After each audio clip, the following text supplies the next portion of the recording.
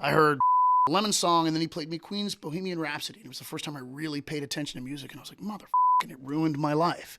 I could have been a cosmetic surgeon, you know? No, you know, I'm putting breasts on depressed teenage girls in Beverly Hills, you know? Yes. That could be me. Yes.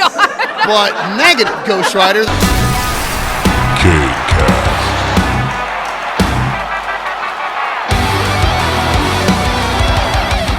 Guys, what's up? Welcome to Kain Cast. I'm your host, Josh Kane, and joined with me, my co-host. All right, Christine.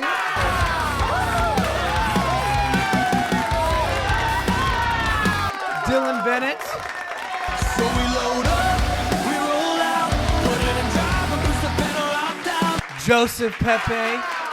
So wake me up, take me home, leave this place. And joined today with us is our special guest, Mr. Glenn Cannon.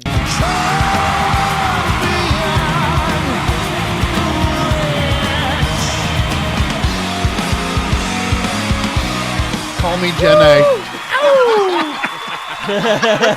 I love that. What's up, man? How you doing? Not much, man. Just discussing Cheers. Forrest Gump and... Yeah? Little Forrest Yeah. Gump. Cheers to that, little Forrest For the Gump. record, no, we were drinking Pacifico, which is wonderful, but immediately they tried to put the sombrero on Joe. And I was like, nah, man, you should try my hat. And tell me, if it's 77 and you're in some bar in New York, he'd be like in that dark corner, and that's the guy you'd go get your rock off of and Yeah. shit. Oh, What's up, man? You know, man, it works for Joe. My hat works for Joe, dude. Dude, it looks great. I have no idea what I look like right now. So. You look, No, you'll see on feels camera. great. He'll see this when the I feel episode great. comes out. Well, So. Once the acid kicks in. Yeah. Well, shit. The crack rock. Well, let's hop right in really quick. So, what was your starting music? Okay, take us to the beginning of your journey. Where to start? Can I take this hat off? Yes, you can take the hat off. Do you want this back? Here, I don't actually, really care. I mean, yeah, we'll put the hat right here with the Pacificos on it. you know, should I hat or not to hat? It's a thing. This was a thing I messed with lately. Yeah.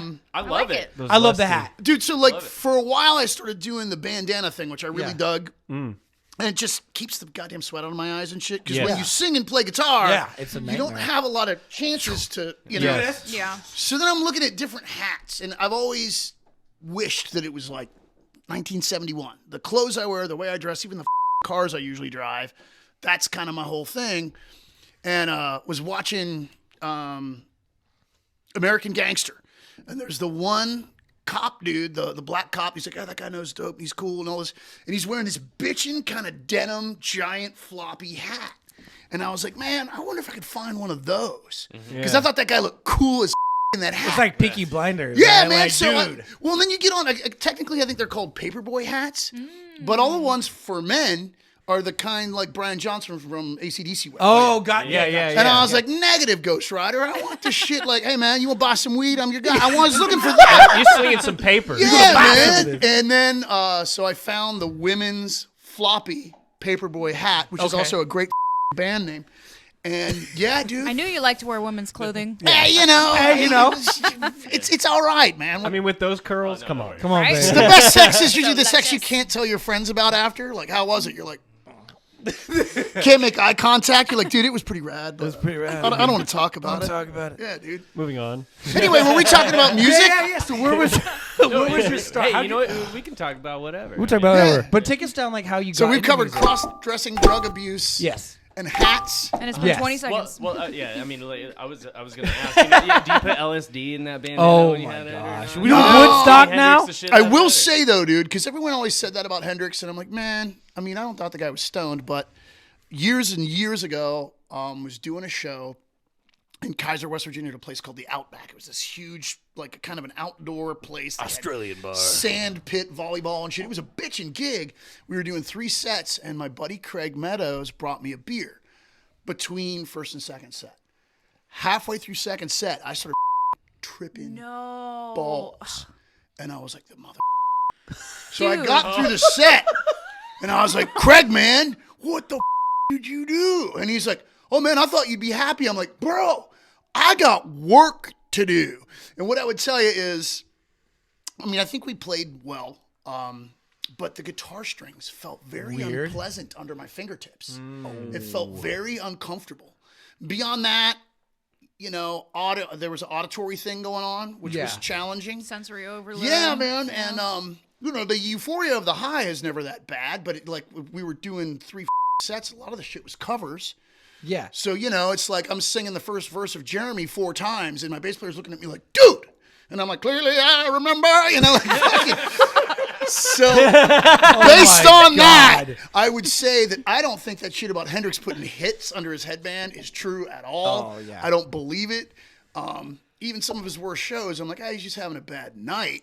I just don't buy it. Dude, just stoned, sure, but yeah, We I don't just know. had But you know a- what? But that's the magic of just kind of like believing in something Sure. like that. Yeah, it's like the Santa almost Claus. Like Come one on. of those things where it's like, I really hope he was.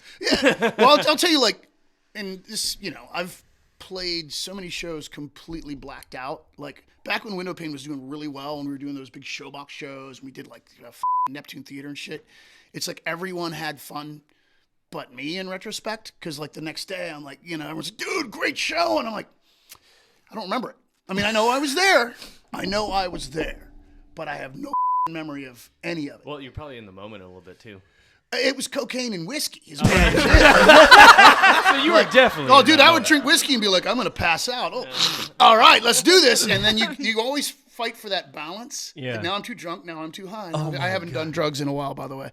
But yeah, about I don't 20 remember minutes a lot ago. of Yeah, that. About 20 it's been a while. You know what's funny is Wyatt had a similar story where he took some water, right as he was getting off of stage. I think it was at White River. Yes. When they played. It was a fancy water. Yeah, I know. He got It a had fancy some one. acid in it. Yeah. Basically what happened was, the show where they played at Pain in the Grass Yeah, and yeah, stuff, yeah. and they were on the second stage, Yep. and he just got off, and then somebody from, He was dehydrated. from KSW Helped quote him unquote, out. popped Here, up. Wyatt. Help him out. You're Hey, thirsty. Your friend. And he did that, and basically he was backstage, and he was like, it felt like Alice in Chains played a 10-hour set. Dude. He loved it. He said he loved it, but at the same time, it was just he kind of had a bad experience with that whole thing a little bit. It wasn't like Was it a hallucinogenic thing, or did He had, they? No, he had no, some no, of that no, Le well, Trip de Croix. Yeah, I don't want to say like Well, time slowed down Molly. for him. Molly's very popular It wasn't in that he had like a bad certain trip. circles of It radio. was that they thought they were playing the main stage, and then they ended up playing the second one, but it was either the promoter or who was in control of They all put 'em on at the dates. entity.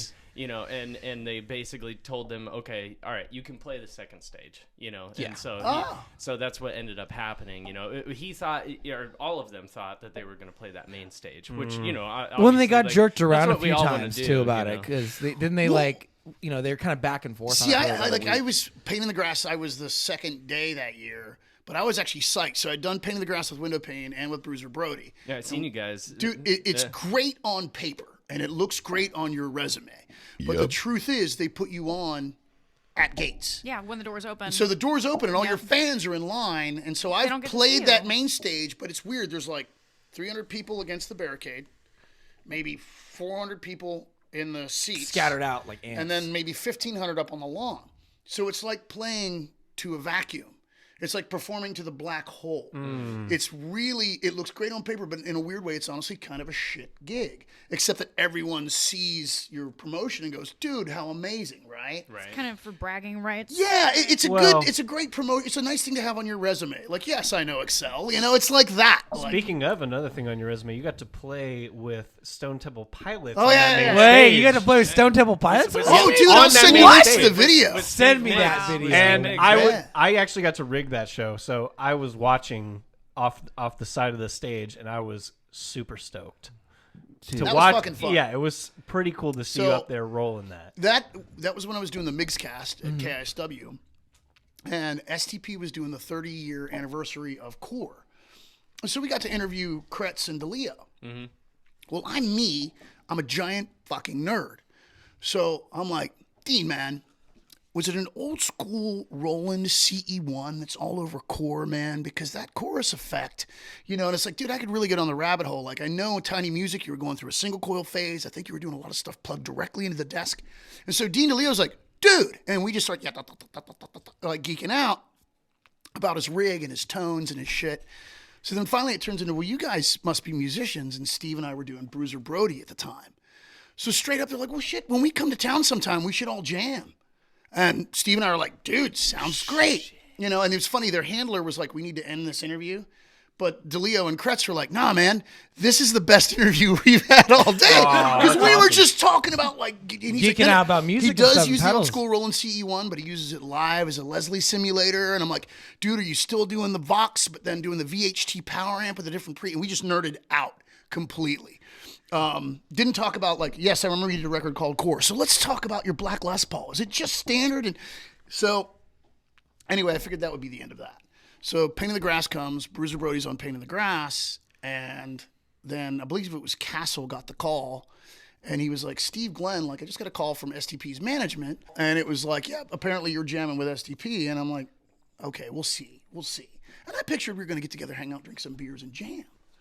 So then, coming into Pain in the Grass, it was like, so the STP guys want to know what song you want to play, and Steve and I are like,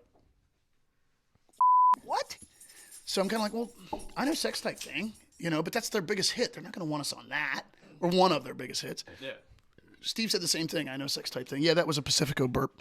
Burp count. It tastes so good. But anyway, now it's the day of the show, and Steve's like, "Man, I'm so excited." I'm like, dude, for me, I've been doing this so long, and I've been in so many scenarios. I just don't count on anything. Yeah, you're just the disappointment that musicians face all the time. We're like, oh, don't get my hopes up. But this is one of those times. I just kind of was like, yeah, I'll believe it when I see it, but it's all good. I'm here. I'm having fun. Let's play rock and roll. Then at some point, one of their day managers came around and said, hey, man, so you want to go back and talk to Rob and Dean about Sex Type Thing? And we're like, oh, shit. So I went in, and cats are straight up eating their dinner. So I just was quick and, hey, what's up, guys? Blah, blah, blah. And he's like, yeah, so you're all good? All good. One question, Dean, and he had this actually bitchin' old telly laying there with a Bigsby on it, and I was like, is this the correct ascent? And I grabbed that telly and did that weird dissonant ascent thing, and he was like, dude, perfect. That's exactly, I was like, that's all I wanted to check with you on. Other than that, man, enjoy your dinner, and I'll see you in a few. So, wow. Yeah, and then the next thing you know, it was like standing by. So went out on stage, and, those guys don't know us from Adam, but it was cool. Robert came up to me on the stage. If you watch the video of it, you'll see him walk up to me, and we talk and kind of laugh. Mm-hmm. But he's like, hey, man, don't be nervous. And I was like, oh, dude, I'm not. Because it's like... You're excited. This is what I do. Yeah. I've been doing this since I was a kid, man. This is not going to be a problem. Yeah. So, anyway, they kick it off, and if you watch the video, I'm just laying into it like a... Got over by Dean, started shoving into Dean. I'll send you some pictures because I have a bunch of great close-ups of. I just kept shoving into Dean. And I had my guitar up like this, so Dean is now shoving back into me. We're almost holding each other up, and he screamed, "Yeah!" right into my ear, really loud. Like, yeah! And I was like, Dream come true. oh, so that was a shitload of fun. Right. That's incredible, though. Yeah, What an it experience. was really fun, man. If you watch the video, that's confession time. But going right into chorus one, because it's B-A-D. But I always like to play that D chord with the A root in the bar position. Yeah. It sounds evil, like the fruits of the devil. Man. Get some of those inversions in there, baby. And when that first chorus came, I think I went for that first, and I had a brain fart. I'm like, no, dude, it's like, it's B minor, A, D, B minor, A, D is the chorus. But I went for that groovy rooted D, and then as I was catching it, you can hear the front of house guy just dump me. Like, oops, and they pulled me. If you listen to the performance. Oh, no way. No, it's okay because I up. But he basically just dumped my guitar at that point. Like, new guy up, But, I think I'm still in there a little bit. I didn't up again after that. But I even told Dean after, when we were hanging out after the show, I was like, dude, sorry about chorus one. He's like, huh? I was like, oh, dude, I ate shit. I was going for that D bar chord with the A root, but I went there first instead of the B minor. I'm like, bro. And he's like, oh, dude, that was fun. Fucking just hug me. But so that was that. Jammed. And then my brain, having done this so long, was like, get off their deck. You've been up. You've been their guest. Now get off the deck. Get the, wave, hugs, clear the deck. Yep. Yeah. So I hugs, dude, I love you. And I got off their deck. Got there, I'm standing inside a stage. This dude's like, man, that was sick. And I'm like, oh, thanks, dude. It was Gavin Rossdale. I'm like, thanks, dude. He's like, yeah, that was awesome, man. And so now I'm hugging and shaking hands with Gavin Rossdale, who was watching from the wings. But that's when I realized Steve was up there waving to everyone, talking to the band members. I was like, oh. They're probably like, I wonder why that guy ran off. It's like, I was trying to be pro. Like let me get off your stage. Yeah. But I did, afford me a cool chance to meet Gavin Ross. Well, Oh, wow. the fact that you got to like just hang out with all those people too, like I mean, Really nice people. yeah. Well, they probably wanted you to kick it too, because I think like we get to a place too where these people like ascend to that level of rock stardom or whatever, but some of them too, like at least some people get the rock star attitude, right? They become assholes, but Some I people think- just are assholes. yeah, some people just are assholes. But Yeah. the fact that you got to like Well, do it. most of the Do it. guys that I've met or been exposed to or worked for or with that are at that level aren't dicks. It's Yeah. usually the guys at our level that are insecure and therefore egocentric. Yes, absolutely. But like I got the guitar tech for Stone Gossard. Guy couldn't have been sweeter. I backlined McCready at a gig. Guy couldn't have been sweeter. And then actually after that, it was funny. We did this cool thing where we played a bunch of Zeppelin songs to open up for him and some buddies that were jamming, kind of this private thing. And after I was like, dude, I got a straight 68 plexi for you, but I'm like, I do have my 74 Super Lead and it's master volume modded. And he's like, well, I want to be on that side of the stage, so I'll just use that. I'm like, okay, dude, like it does have a post phase inverter mod, so it's and he's like, dude, all good. So after the show, I was like, Mike, man, I hope that amp was okay. He was like, dude, what the it sounds better than any of them. And I was like, oh, dude. I was like, let me hook you up with, oh, yeah. So this is a true story. I was like, let me hook you up with a guy that does my work. I'm like, it's been slightly revoiced, and it's just a PPI mod, man. But I was like, let me, and he's like, don't tell me, tell my tech, because he had a couple strats, and he had his guitar guy with him. So I went and talked to his tech. So like a week later, my bro, Dave Cracky, who I love, called me. He was like, hey, man, what the And I'm like, what do you mean, what the Dave? And he's like, dude, Mike McCready's guitar tech just called me and said he wanted the Glenn mod. The Glenn mod, And he's bringing me up a bunch of Marshalls. Oh, and I was man. like, really? I'm like, dude, I thought that was drunken bullshit. He's like, no, man, he's bringing me up a bunch of Mike's amps. Whoa. So, dude. yeah. But luckily, Dave had the schematic for mine because he just changed a few values here Yeah, and there. just a couple But it things. was really just a post-phase inverter master volume mod Interesting. on a 100-watt super lead. Oh. So yeah, that's I don't even know how I ended up on that topic, but there's another one. But all those guys have Yeah. been cool as shit. All the guys that I've ever met or been around or worked with that are famous cats. I jammed with Jerry Cantrell. Oh. And Well, having that too, I think that when you a lot of those people too, because they come from where we come from, right? And to have people that are at that level and they know what it's like to be climbing that ladder, that's refreshing too. Because a lot of the time, I think that I've definitely seen people experience bad sides of this, or that there's people that are up there that are like, oh, you're just an opener, you're a nobody. But the fact that these people were so like cool, like that's amazing. I think it all depends on the person, but For sure. I think what it is these are still just people. Yeah. Yeah. At the end of the day. And when you become successful to a certain level, you're showered with adoration. And we just walk up and like, hey man, you want a shot or not? They're like, oh, thank God. Thank God. mean, It's that's- chill. That night that I jammed with Jerry at the Paragon, he was in town to go to the Super Bowl. He was staying with Scott Olson, who I'd just done a bit of a record with. And I was doing this acoustic show with George Grissom from the band Counterfist, if you guys remember Counterfist. Yeah, oh yeah. So George and I were playing. There's like 30 people there, but Jerry was with Scott, so they came to hang out. So he and I were just bullshitting and Chilling. hell of a nice guy. And then, at one point he's like, well, what all are you going to play tonight? And I was like, I was going to play a bunch of your stuff, but I can't do that now, So we're just kind of laughing. So George and I were alternating sets. And Jerry and I are nerding out about guitar shit. Hell of a nice guy. And I guess he saw me do one set and went, okay, this guy doesn't suck. So after that, he was like, what all do you know? And I was like, dude, what? I know a bunch of your shit. And he had just had the shoulder surgery. He's like, I'm not really supposed to play, but I think sitting on a bar stool. And I'm like, well, and that's how that happened. So we hopped up there and he's like, let's do No Excuses. And I'm like, all right, man. Wow. But then he goes, That's so freaking awesome. oh, dude. Well, so it's fun. Like, this is all the shit that hit me afterwards because in the moment I was just chill. And he literally was like, how's it start? And I'm like, dude, you wrote the What do you mean? and then literally he's doing the, it's all right. It's okay. Yeah, it's fine. No, yeah, it's fine. Okay, got it. Yeah. And he's like, you know it? I'm like, once you start each line, I'll catch you. Yeah. And he's like, you'll catch me? I'm like, I'll catch you, dude. So, and we crushed it. We harmonized the out of it. Oh.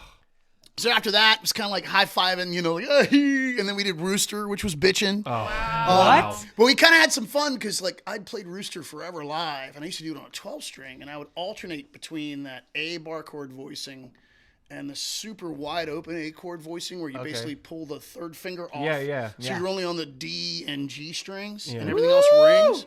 So I started doing that, and Jerry's like, no, man, hang on. It's like this. I didn't want to be like, dude, I know, I'm just with your song. I was like, okay. And then he sat there and showed me exactly how he played it. He handed me my guitar back. I'm like, my man.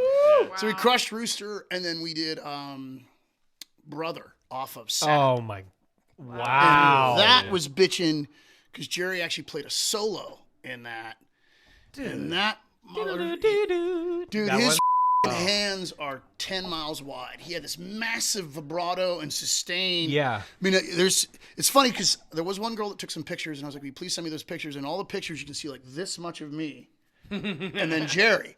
But I'm there, So You're there. That's my See his curls in No, the dude. screen. You did it. She didn't give one about me. They were all pictures of Jerry, but I was kind of there. You're there. But in one of those photos, you can see me smiling because he's ripping this guitar solo. And I was like, I don't know how that guy's squeezing that out of that acoustic. But he was. Dude, right? Massive Dude, round tone, huge, wild vibrato. Yeah. And out of an acoustic. You know how you go to solo on an acoustic, it's like plink, plink, plink, plink, plink, Yeah, plink. no, hurts a he's little got bit. some serious chops on that Like, one. I always loved the guy, but that moment, I was just like, Just gave you so much more respect. For sure. he's got Beefy. Yeah. He got abs on his fingers. hands, Dude, man. playing Like, on an acoustic, and for a lot He's of like, people "Glenn, out there just do that, this every yeah. day." dude. When a lot of people don't Working out your realize fingers. how hard it is to play on an acoustic guitar It is, yeah. versus an electric, it's a lot more difficult. Yeah. So guys, really quick, we're gonna take a commercial break, and we will come right back with our guest Glenn Cannon. Woo! Oh, cheers, Commercial. baby. Super green. Commercial. New merch item alert. Go on to joshkmusic.com and get yourself a JK mug.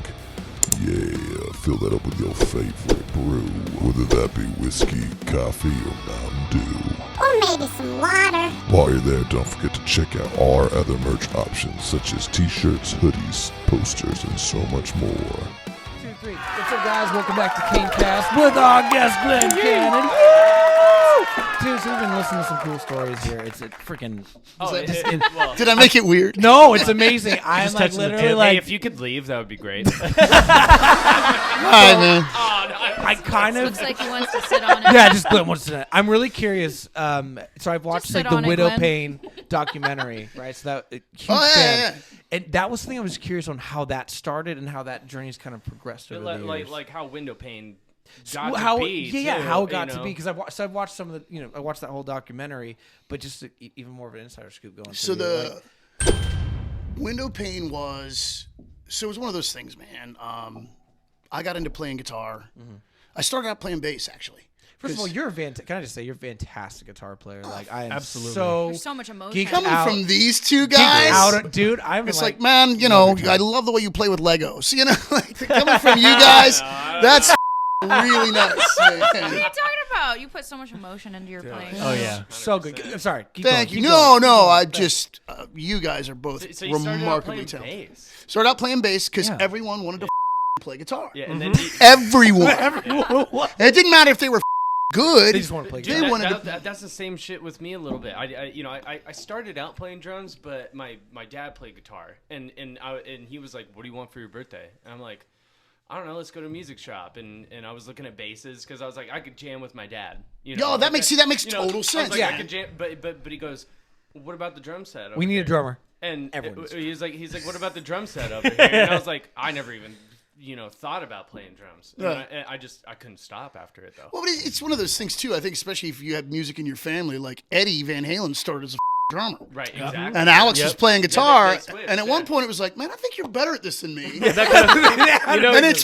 Alex Van Halen, who's a pimp, and Eddie Van Halen, who's a pimp. Diamond Vinny had the same thing. Really? Yeah, I didn't know Dime that. started as a Really? drummer, See, and Vinny was everyone a guitar swapped player. at some point. Yes. Whoa. So you started on bass. Okay, walk Yeah. me through that. Well, I just want to point out that Yeah. like it's amazing when you find guitar players that can count, and it's interesting because it's like, oh, I used to be a drummer, I used to play bass. I've played with a lot of really talented guitar players that can't count. Oh, Wow. absolutely. They gotta have someone playing drums, or it's like, dude, where's the one? I understand that you've written a riff. That's cool. Where's the one? Because I'm over here like,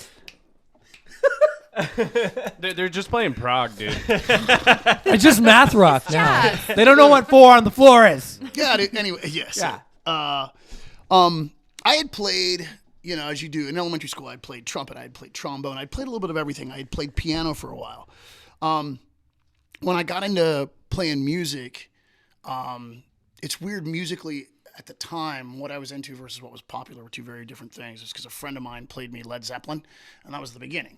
I heard the Lemon Song, and then he played me Queen's Bohemian Rhapsody. It was the first time I really paid attention to music, and I was like, mother, and it ruined my life. I could have been a cosmetic surgeon, No, I'm putting breasts on depressed teenage girls in Beverly Hills. That could be me. Yes. But negative, Ghost Rider. That pattern was full, and I was like, I'm gonna play music. No more fixing your titties. Man, I couldn't figure out why my mom was crying all the time when I was a kid. I'm gonna be a musician.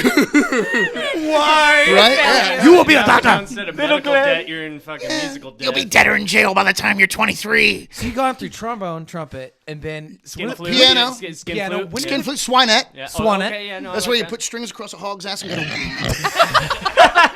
When did guitar come in then? Hold on. When did the guitar come in? Now this is it. What happened is, so then I was playing bass. I was really into skating, and I've got what's left of the shins to prove it. But so at the time, I was listening to what you would really consider 60s, 70s era classic rock. I was also really into metal, and we're talking early Metallica, or early Megadeth. I was also into a lot of punk, DRI, Agnostic Front, shit like that, man. That was my jam. And as a skater, I knew a lot of cats that were into punk. So I was playing bass in punk bands when I was like 14, 15, doing Misfits songs and shit. That was my thing, because it was like music that I could almost keep up with. Whereas, by that point, I'd heard Exit Stage Left, and I'm like, well, I can't do that. Yeah. But, you want to jam some Misfits tunes, and so I was doing that. And then what it really came down to was I wanted to start writing songs. And on bass, it's like I need to switch to a melody instrument. So I didn't really want to play guitar because everyone played guitar. Then my mom had an old acoustic. I remember she was having a yard sale, and she was trying to sell this old acoustic guitar for like $5. And I was like, Mom, let me have that. And she's like, no, honey, I love you, but you're going to keep it, and then it's going to collect dust. Just let Mom sell But you're it. supposed to be a surgeon. Yeah. You're supposed to be a surgeon. Yeah, dude. I've had your IQ tested. I know what you're capable of. You little shit. But she did. She was like, so that was my first guitar. And honestly, man, I just completely fell in love with it. So then it was like obsession, and I'm an older cat. So we're talking about sitting there with a goddamn tape of Empty Spaces by Pink Floyd and rewinding it and playing it and rewinding it and playing it. And I couldn't get on I had to learn chord shapes by literally trial and error. If I press here and here, that sounds like shit. But if I press here and here, You and learn by ear? Wow. yeah, completely. Even chords and stuff. You know what I mean? Wow. Because I'd go to the music store and you get your Mel Bay guitar book, and there's the interesting thing is, even though I was in band in elementary school and in high school, I never learned to read music. I did the same and thing. guitar music, it's got its own challenges for sure. I mean, all the fingering positions. So I'm a guitar teacher. This is a common thing. I get people that have come in and been playing guitar for like 15 years and don't know anything, but they're great players. Oh, yeah. Incredible players. Well, it's interesting. I was teaching for a while. As my band got popular back east, people wanted lessons, and I'm like, look, I don't know theory. I don't know shit, but I can show you what I do. Or if you want, dude, I want to learn the solo from Hotel California note to note. I'll figure it out. I'll figure out and teach it and to I'll you. teach it to you. But I used to tell my students always, first thing, I'm like, the human hand is not designed to do what you're going to ask it to do as a guitar player. Piano is all right here, dude. That makes sense. Guitar is all these weird precision. It's like your body can do it. It's not supposed to. It's awkward. It's like extreme anal. You can do it. But you have to gauge it up slowly. You gotta gauge it up slowly. That's not really what that's for. But you can do it. Taking lessons, everybody. Yeah. Take a lesson, by the way. Yeah, so that's because my students would go, how the fuck Hold are you on. Hold on. That's a great Sorry, analogy. That was so good. You're not supposed to do extreme anal. Josh's next student. I know what my next lesson all of plan our is. children listeners. No, because of the internet, I've seen things that I can't unsee. See. And it's like, that shouldn't be possible. That's under football, And that's what the thing about guitar is. You're making these weird precision shapes. Yeah. So that's how I would tell my students. It's like, dude, it's like trying to learn to work our TV remote with mittens on. Yeah. Give it time. Give it time. Because they'd be like, how the did you do that? I'm like, bro. Yoga, finger yoga, man. And it's Yeah. The biggest thing I tell some of my students too, which this is always Finger a thing. yoga is better Finger than yoga. extreme anal. Yeah, finger yoga is better than extreme. I think they're both. I tell my students all the time too that your thumb positioning will change everything. Oh, that's true. Yeah, because a lot of people like they'll be like, "How do you do bar chords?" Because you're teaching the open sequences for so long, and Bar they're chords used to this. fucking hurt when you Yeah. first learn. Oh Yeah. yeah. And their Yeah. thumb's way Middle up finger here. and thumb, yeah. Yeah, but you got to bring that thumb Yeah. nice and low, baby, Yep. because your hand is not designed. If I've been playing, all of us have been playing, a long time. You try spreading your hand like that, it's not gonna work. All this shit, learning police covers. That, that's where Zach Wild blows my mind though. His thumb just doesn't move. He's a this big- guy's just mean. He likes ridiculous. those big necks too. Yeah, Yeah. and it's Last time I played one of crazy. his guitars, I was like, really? We need to measure his You hands. can always see that man's thumb. We It's have to like poking on the other side of the neck. It's weird. We need to measure his hands. For real. Yeah.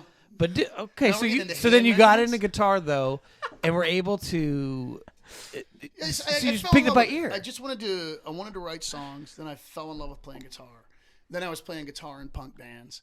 Then by the time I was a senior in high school, was really writing my own songs and was doing covers, writing my own songs. We put on a couple performances. My high school auditorium is about the same size as the Moore Theater minus the upper balcony. Okay. So we were doing shows out of there, which was really cool. And even let That's me do amazing. that, considering I almost didn't graduate. But and the whole town would show up. And so right out of high school, we were playing bars and clubs. And in Western Maryland, what you do is 3 sets a night of covers. Then if you go to like Baltimore or DC or Pittsburgh, you do your own shit for 30, 40 minutes.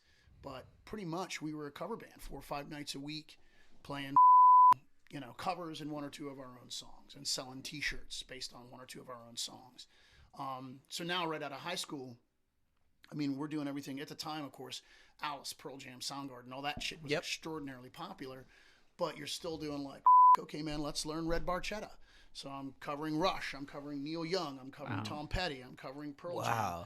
And we were a 4-piece band for a long time with a second guitar player, and then eventually just became a 3-piece. We were a 3-piece for years. Round about 96 or 97, we got talking with, what was the name of that?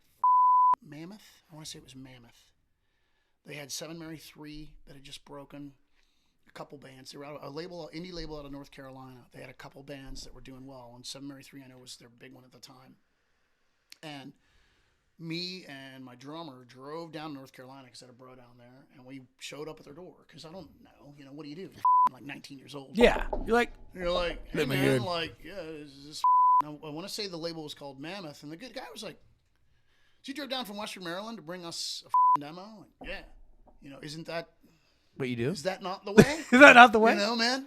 So went in. The guy was really cool. Chatted with us and everything. He's like, just so you know, and he showed me. I'll never forget that. Of course, times have changed, but they had a room. It was a good sized room, shelves, ceiling to floor, manila envelopes, and that was inbound demos. I'm like, oh my god. Wow.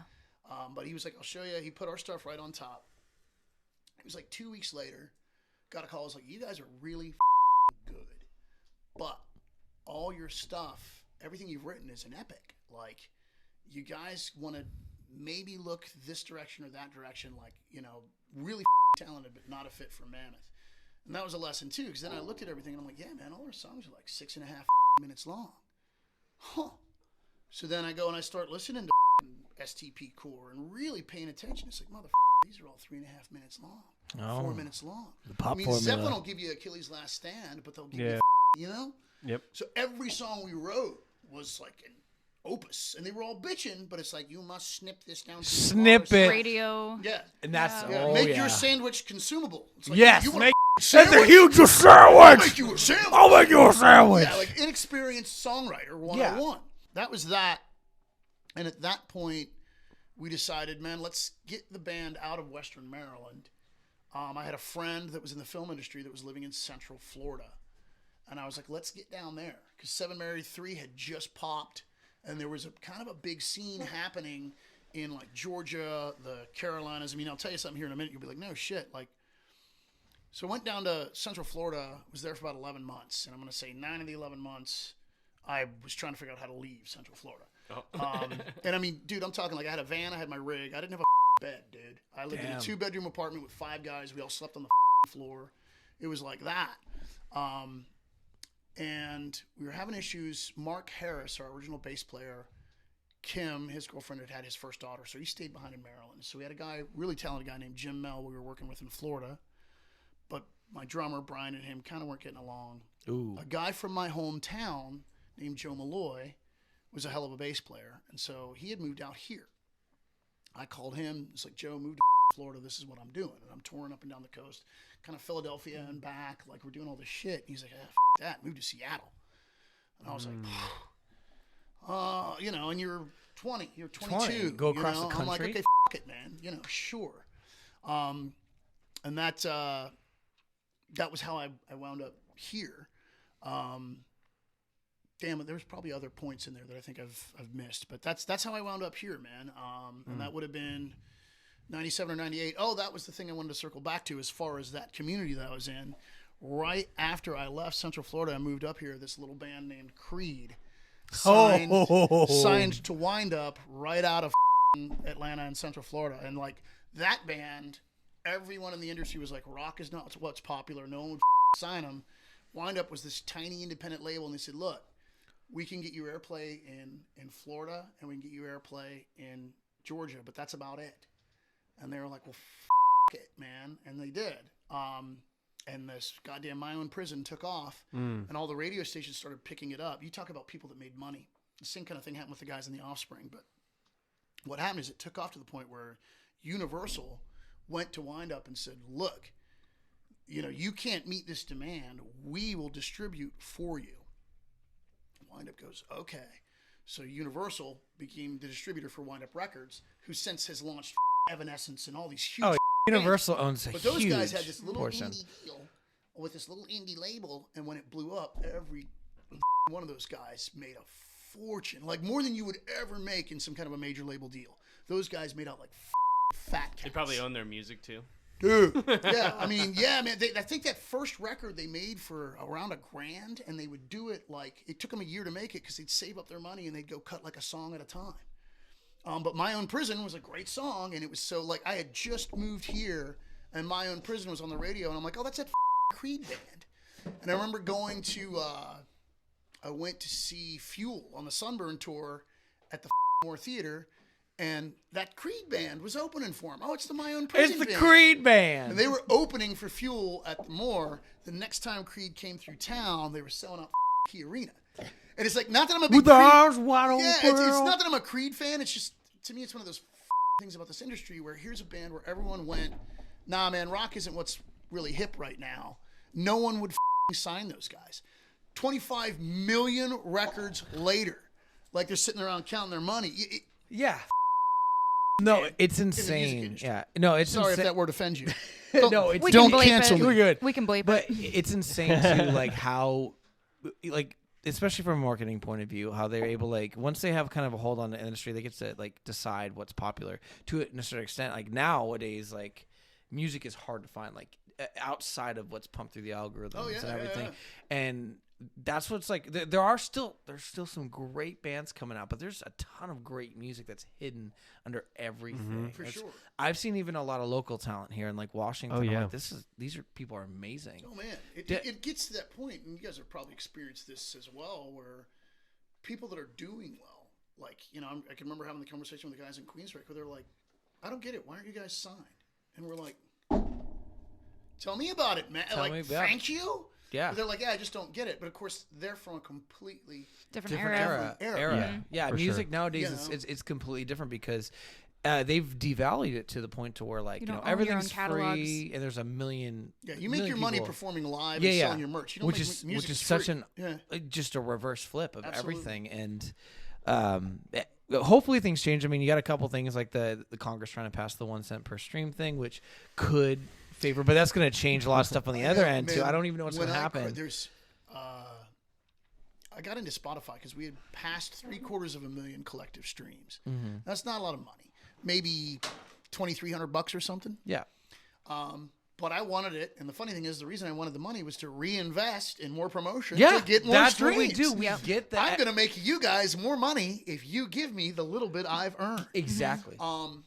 And they were showing like $47, $46, and I ended up hooking up with I cannot remember that gentleman's name, and I apologize, but really sharp guy. And what he does now for a living, he's moved out of the industry side of things to a degree. He now researches shit for artists because the digital world is not together like we envision it being together. Absolutely. One of his clients, for example, was Elton John. And Elton John's like, where's my money? And when it comes to the reporting of the finances, there's about 24 different fields that have to be exactly precise. And if they're not, the money just goes out into the void. And this shit tends to reset every quarter or two. Ooh. So it has to be constantly managed on the digital side. So like that's why guys like Snoop were like, where's my Where's the money? Because he's getting billions of streams too. Well, they had to go in and clean up these messes. So the digital frontier is not as clean. I was like, dude, I don't get it. I have my ISRC codes assigned. He's like, dude, that's like 2 of 25 fields. And it has to be perfect all the way across the board. It gets even worse because really sharp cats have figured that out. There's basically probably $1 billion or more in revenue sitting out in the blackness, in the void, uncollected revenues by artists. But there are people that are smart enough to, for example, go to your YouTube channel, look at the number of views you've got. Oh, they've even monetized. They're putting advertisement on there.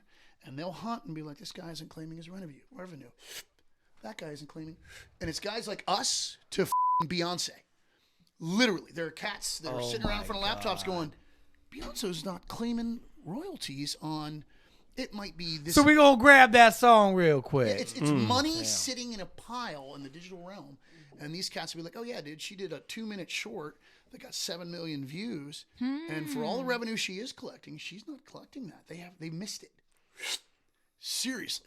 Well, it's kind of how, how Michael Jackson kind of swooped up all the Beatles catalog. Oh, yeah. Oh, when he bought that was just, first of all, that was the biggest boss play I've ever seen. That was so cool. It was like, Paul, I've got all this money. What do you think I should do with it? He was like, I don't know, man.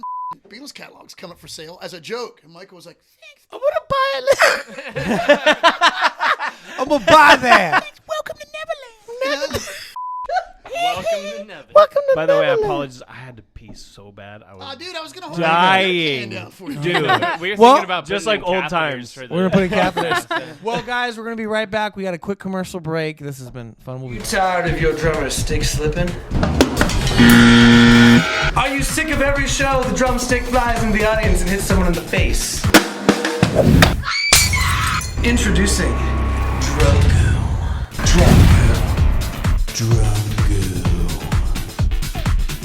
Apply generously. Lather and grip. Now you're ready to rock. Ever since my drummer's gotten drum goo, his grip has been impeccable. Ingredients include sulfates, parabens, and your mother's toe jam. Extra sticky. This'll do the trick. Just give your drummer some grip. Oh no, I think I'm stuck. Here, let me help you. On the chance that this stuff might cement and harden, and you're hard for more than 4 hours, call a doctor.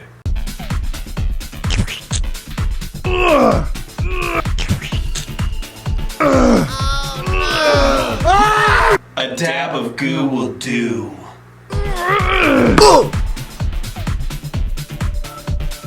Is keeping your drummer in time tricky?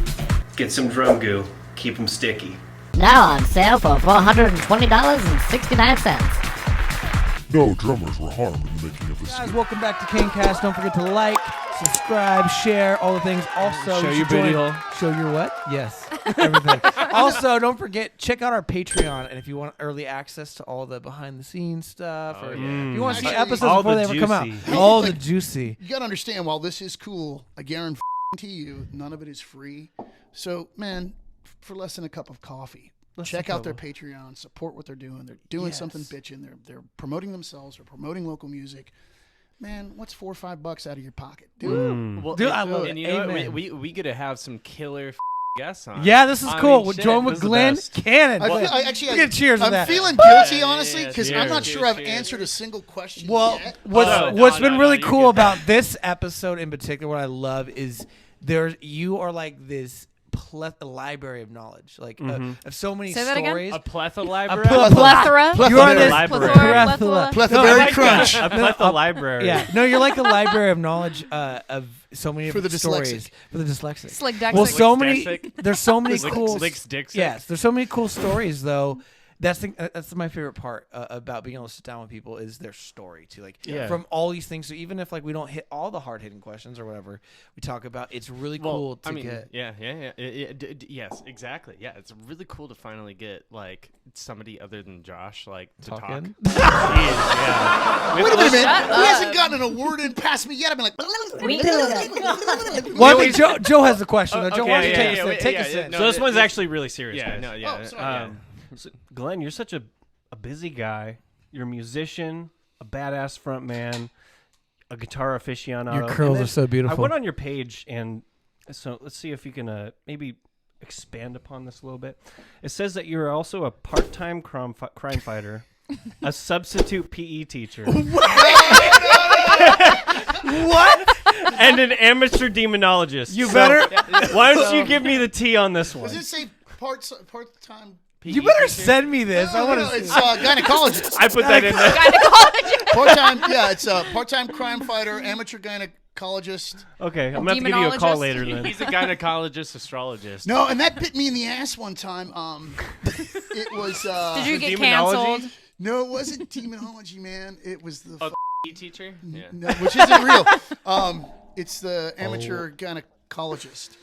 And it was, I believe it was Darcy Carlson, who's a really talented singer-songwriter. She does the country thing. And she's I have her on Facebook. I Dude, think, Darcy yeah. is so good and such an amazing person, but I believe it was her mom, or it may have been Rachel Barley or Rachel Christine, I think is how she is on the internet.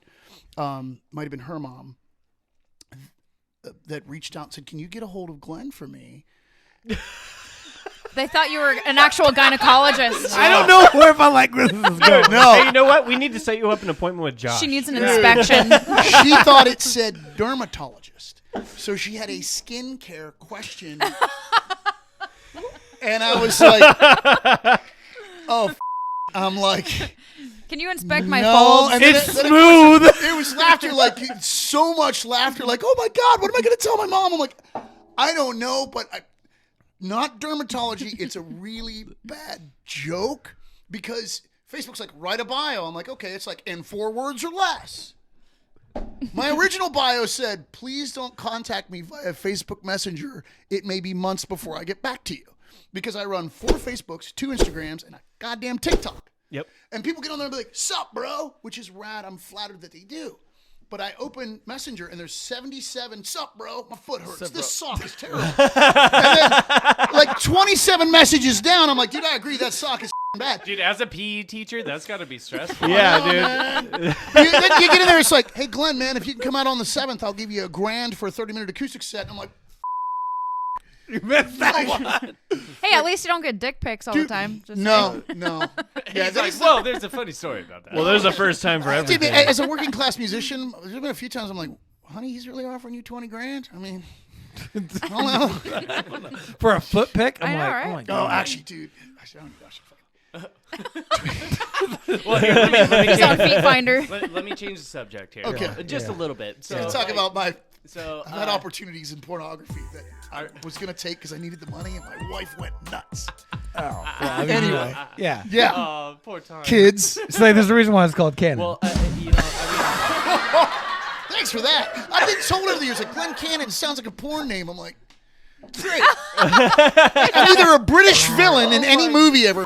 I never thought of that. Cannon, that's oh. Sorry, so Gil, good. go ahead. Your point. Yeah. Oh, that's dude, right. no, I'm still stuck on the cannon part. That's great. Sorry, I didn't. Oh man. Except when it's cold and I'm moist. Yeah, you never. you never know. Get when- pissed Oh, off! it looks like a fireman's hat sitting on a said pair our of clown favorite shoes. word. Moist. No, We no, love it's a it. great word. We love it. Glenn Pistol. Trigger word. I love it. It upsets people. Trigger the moist. We know that you went on, a couple tours and stuff like that, especially with like the kind of one of the more recent ones with like window pane and stuff. Well, recent, quote unquote. Yeah. But you had Five Finger Death Punch. That you guys went on, right? And then you guys did like a stint with Steel Panther, right? Yeah, dude. Yeah. So like what I kind of want to hear is like not necessarily like any of the musical side of anything, but just I want to hear like the dirty stuff. Like, was there anything that was just like outlandish and like odd or something you want to spiel I'll on? tell you, like on the Five Finger tour. Five Finger. Five Finger Cannon. Ivan and I had that. He was like, dude, my band is called Five Finger Death Punch. We weren't supposed to make it. Like, we were sitting there drinking and laughing about just the industry and shit like that. Zoltan from that band has his little entourage, and he does the Zoltan thing. Mm-hmm. Cool, whatever. I never met the guy. Everyone else in the band. Zoltan. Do you have my car? Yes. Is this your Zoltan? Zoltan. No, Zoltan. dude, where's my car? Dude, where's my car, dude? But oh shit, dude, bro. Zoltan. And Dan. Okay, keep going. Dan. No, I did. Really nice guys. There were two things. One is epic, and one was just kind of like, Ivan was really rad. Like, he would get off the bus and hang out. Dude, it was like that with Queensryche. Eddie Jackson was like, can I ride with you guys? We're in like an RV that smelled of feces. We're like, hey, why would you want to do that? And he's like, dude, I want to be with you guys. And he did. It was like, man, I remember when I was, and that was the way Ivan was. He's like, dude, I can remember, I guess it was one of his bands where they all wore like body paint, like early Mudvayne kind of thing. And he's like, dude, there'd be 8 of us in a van sweating, covered in body paint. Like, it was hell. But he get off his bus, come straight to us, hang out, sit on the back of the trailer. He's watching me make peanut butter sandwiches with coffee stirrers. Like, he was in Motor Grader. That's right. Motor Grader. Yeah. He talked about touring them and it being like brutal. Like, so anyway, we would go out drinking, and Ivan's thing was, is it Rumplemints? The stuff that's like 120,000 proof and tastes of licorice. Everclear? Or no, I want to say it was Rumplemints. It's rubbing alcohol. It's basically Everclear with a mint Pure ethanol. aftertaste. Yeah, like I can slow it down quite a bit, but I can, like, dude, I can put down a fifth and prepare your tax return well. You know, the IRS comes after us. IRS is like, no, they'll be like, good work on your Schedule C. These are very clever write-offs. This drunk guy had his pecker out. He's like, let me show you something. I'm getting $100,000 back? No way. No. You got to keep it low enough that the IRS never sniffs around, and when they do, you just hand them a shoebox full of Taxation receipts. is theft. have fun, baby. Yeah. Extortion. So, like, if you were a ghost and you had sex with a girl, is that taxation without representation? Yes. Okay, what was I saying? Is that even a question? You're talking about Ivan. Ivan So, Moody. Ivan and I would sit at the bar, and he just Rumplemints, man. And I could drink, and I could hang with him, so we had these great conversations. Really fun, really cool guy. I think the beginning of us broing down was we were talking about something, and he was explaining about X and Y and Z, and finally he was like, you don't know any of these names I'm saying, do you? And I was like, nope. And he went, you don't know anything about me, do you? And I went, no. And I was like, no offense, man. Like, I really don't care. I'm here to help grow my band. I mean, I think you're a great singer, but I don't know shit about you, dude. I'm just here to try. And he was like, it was one of those things where he's a guy that probably gets his ass kissed constantly. So immediately we're like, click. And he's like, it's on me, you know, and hugging and shit. Great guy. Wow. But it came from that moment. I was like, yeah, dude, no offense. Like, I don't know, and I don't really care. I think you're a really unique vocalist. I dig what you do, but I'm here to try and grow my To grow your own brand. man. Like, no offense. And he was just like, human being. So couple nights we really partied. Not partied, but just hung out, drank till it was like, dude, it's 2 a.m. We got a show tomorrow. I'll see you tomorrow, brother. Big hugs. So it was like a couple days into the tour, his tour manager called Windowpane into his office. And I was like, hey, guys, look. I don't know if you've noticed, but if you look around, you'll notice that it's kind of a dry tour.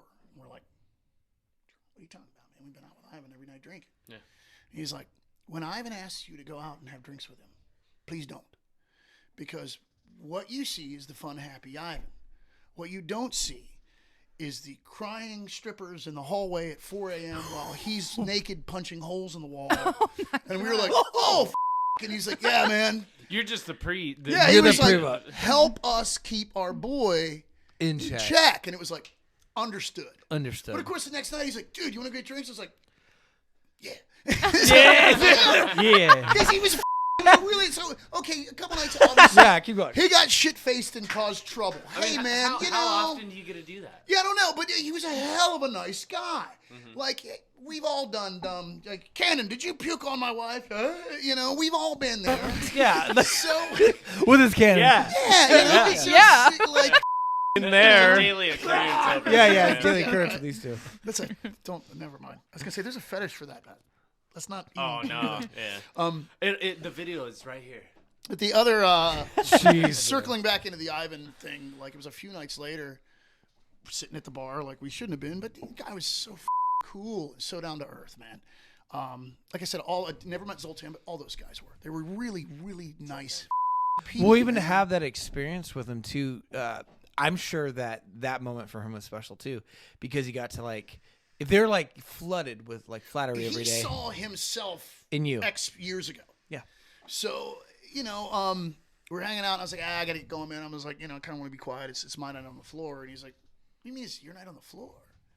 I'm like, oh, dude, there's 4 guys in the band, and we're traveling with 3 merch guys. And I'm like, you know, we rotate through the double beds. We can only afford 1 room, and so we rotate through the double beds. And he's like, so you're sleeping on the floor? I'm like, well, here and there. I mean, my merch guys are the ones actually making money. They're everybody as valuable as I am. I'm not going to pull a singer move. I'll sleep on the floor, man. Yeah.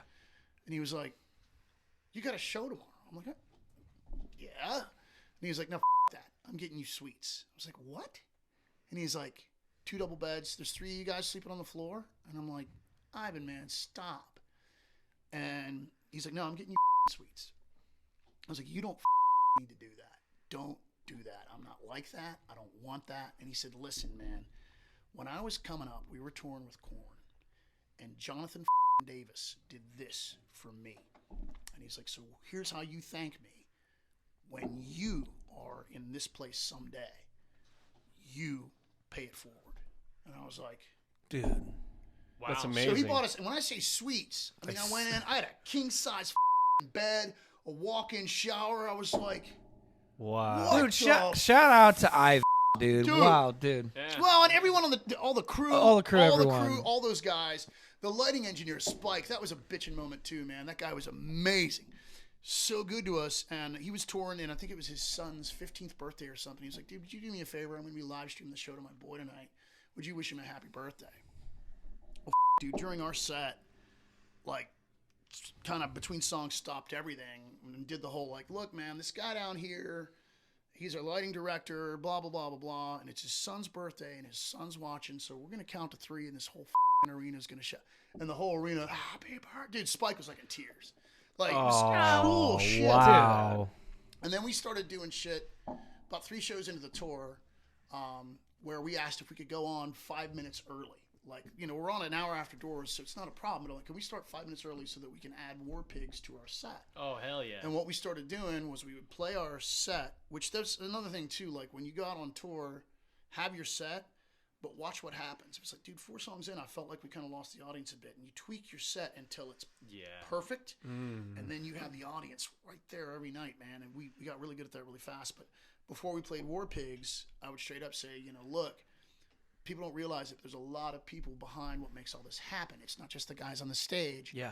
It's your lighting director, it's your front of house guy, it's all the riggers, it's all the crew. These guys started work this morning at 9 a.m. while we were still sleeping, and there wouldn't be a concert if it weren't for them.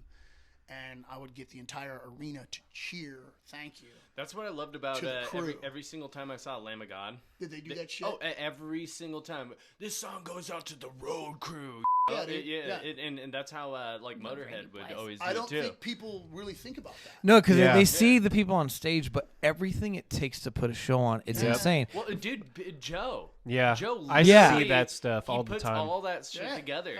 You know. Well, and you even don't think of- realize how many people are involved. With Yeah, crazy. even take it down to like even like your local shows too, because a lot of the time these bands like, and so to speak from experience, I'm like they are super early. We're setting up for sound check. We got merch people going up. We're setting up the merch booth. We're setting up all Yeah, the people gear, like the back Renton. line. Yeah, people like Renton. Like there's so much. Shout out to Ren. Shout out to Renton. He does Ren's great right. lighting. And he's a light guy, but at the same time, He does. he knows how it is to be like Yeah. a local guy. Well, and to take And that. he'll help you with all your Yeah. kit or whatever. It Like takes a so much to make the multi-instrumentalist. show, like, especially nowadays, like, people want a visual masterpiece along with an audio masterpiece. They want the band, like they want everything. Well, what you're saying, Captivating, and it's something that I think sometimes musicians forget, and it's a dangerous thing to forget, I think, is you have to remember that you're an entertainer. Yeah. You are an entertainer. Yep. Now, if you want to be, you're there to make people forget. If you're doing it right, Forget everything. forget everything. So, and if you do it right, man, all their problems, all their bills, all their, so and so died, my wife's cheating on me, whatever the is going on goes away for 35, 45 minutes. Yeah. That's why I do this. Yeah. Yes. I sure as hell haven't gotten rich, and I've been through living hell. But I do it because if even one person forgets about all their troubles for 47 minutes, that's what I gave to this world. That's and what you know I what? put into this fucking You know world. Let me what? raise a Cheers glass to to that. that. That's You know all what? about. Damn. You That guys was really achieved deep. that That is in what it's Devil all in the about. Sunshine. Oh, I gotta thanks, say, man. and not to take away from recent stuff. We'll get to that. Um, I love Devil in the Sunshine. Hello Oblivion is one of my favorite songs. thanks, man. Yeah. What's the first track of Devil in the Sunshine? What an excellent question. That riff is every time I just put it on. Oh, Days Long when- Gone. when- Is it the one that starts with Yes, the song, yes, Days Days. Long Gone? Yes, Yeah. I just put it on when Dylan and I were chilling in here for a okay, minute. that's one of my And, favorites dude. live, When you too. come in with, I'm already getting. It's like shivers an right now. unorthodox. That's a riff. good I love it. one right Thanks. there. Yeah, it's killer. Thank you. Oh, yeah. Yes. Oh, dude. Well, and you and Jeff lock in on that so tough. You do. You It's- guys feed it's off each nuts, other. Yeah. Jeff and Louie are really. Oh God. Those are assassins. Like this band was born of.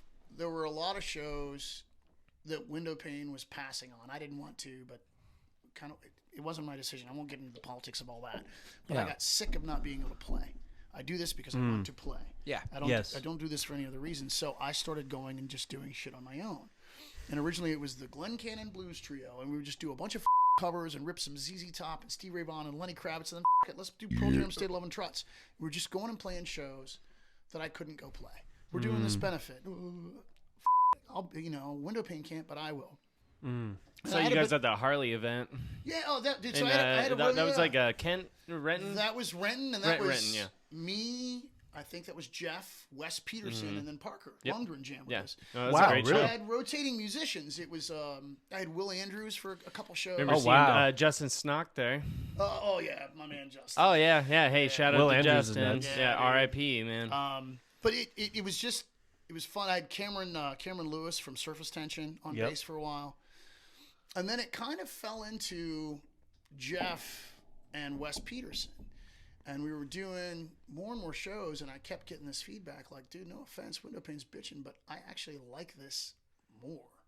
And you seem like you're having more fun. And by then, the situation within Windowpane had deteriorated to a point where I was truly miserable, man. It had just become a job that I hated going to, and it was very stressful, and it was a pressure cooker. I definitely had that with my band Unhaloed. I mean, it was, becomes a thing. Yeah, and- people always show up to the shows and all that stuff, and then you're playing the tunes and all that stuff. But the thing is, like, it's weird, internally something I was sometimes kind of spiritually dead. things kind of die, Yeah. and the thing is like it's not like it can't ever come back or something like that. But at the same time, it's like sometimes you just got to take a step back. Yeah. And you when the gotta- passion's you gotta gone, kinda it's do not your fun own- anymore. Well, Exactly. it was more, and not saying anything bad about Tony, but Tony wanted to and needed to work a very specific way, and that was not healthy for me. Yeah. Rehearsing 3 and 4 nights a week, playing the same songs over and over again to a click, Yeah. was sucking the life out of me. Where Yeah. did it make the band better? I don't know. That's arguable, but that's what he demanded of us, and I get that because his goal was to be the best we could possibly be. And that's an interesting thing in music. You kind of have to be. There is an over practice. I agree. For But not sure. everyone does. And so I'm not saying his way is wrong. I'm Yeah, just no, saying for sure. But it wasn't the way that you. His way envisioned it. became toxic to me. And it's not even about him as a person. It was just, this is killing me. This is making me hate music. This is making me hate these songs. It was sucking the life out of me. We rehearse more than we play. What are we doing? Everything gets second guessed and picked apart 3,000 times. Now, the goal is to make it the best it can be. So, again, I understand that. Yes. And I'm not talking badly about Tony. He's remarkably talented. But Absolutely. his way and my way We're different. so different that I finally just went, I can't do this anymore. And so the blues trio, I was like, I'd written a lot of those songs, Hello Oblivion. A bunch of those songs were written for window pane and were just rejected. They weren't right for window pane, and that's okay too. Yeah, that happens. I've got plenty of material. Yeah, they just weren't right for that band, and that's fine too. But I was like, man, I got these songs that I like and I believe in, and these guys like doing them, and I really enjoy doing this. I'm gonna go make this record. Yeah, we'll do it. And then pretty quickly, I was like, man, this isn't just me. This is a band. And that was a terrible thing that happened too. Is I immediately wanted to just change the name of the project, and I found out that once you release, let's say you put something out under Pacifico, you can't, dude, I had new masters made. I had new ISRCs embedded. They would not let me change the name of it because there's a digital fingerprint. Yeah. So, and I literally got to a point with my distributor where I'm like, look, Tom Petty puts out Tom Petty's greatest hits, and there are Tom Petty and the Heartbreakers songs on Tom Petty's greatest hits. How does he do it? Right. And I think the answer is, hey man, he's Tom Petty. It's Tom Petty. So and I'm he's got the free. resources. Free falling. To this fucking day, everything you'll see out there, like Spotify or whatever, is under Glenn Cannon. Yeah. But if you look at all the images, all the graphics, everything is Glenn Cannon and the Damage Done. Absolutely. And even then, I was like, I wanted to just change the name of the band to whatever, something, because it's a band, it's not me. And the guys are like, look, man, in Seattle anyway, and a few other places in the U.S., like, you are really known. Like, you're the commodity. And I'm like, I'm not super comfortable with that. And they were like, you need to make peace with it, bro, because your name on it is a good thing. Yeah. And I still feel, as you can probably tell, very awkward about that. If there's humble, I'm way down here somewhere. Understandable. Well, that was kind of one of those things when difficult. when we were starting this group. Yeah, you've got to understand what I'm talking about. I absolutely do. Well, when we were starting this group, we were actually trying to figure out band names. But Josh Kane's bitching. And you think about all these fucking Lenny Well, Kravitz, Aaron. yeah. What's the problem? We Right? thought Dave about Matthews. it pretty tough. You know, we were sitting there just like Summer coming up of with stuff, and we're just like, you know, after a while, it's like, you know, I mean, look at almost every country artist there is. Yeah. Like, do you hear a band name? No, it's like the person that's fronting it. Yeah. And it's That's not where we landed. Well, yeah, Same and exact thing. it's a tough thing too, because you know, and that was the summer of 2021 or 2020.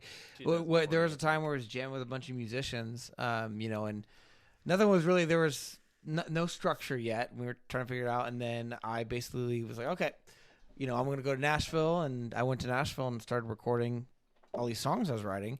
And when I came back, I was like, the one thing that I'm like, okay, I need a band like to bring this to life. Yeah. Like, you know, and the solo artist entity too. I mean, that's a huge part of everything. Obviously, I'm like, you know, and as a songwriter, you understand this too. So when I came back, I'm like, okay, regardless of, you know, it's fronted by my name, you know, still having your live show, that I don't want to be this guy that's playing to like a bunch of like backing tracked. Like, if I didn't have like my group behind me, the live show would not be as magical as it is.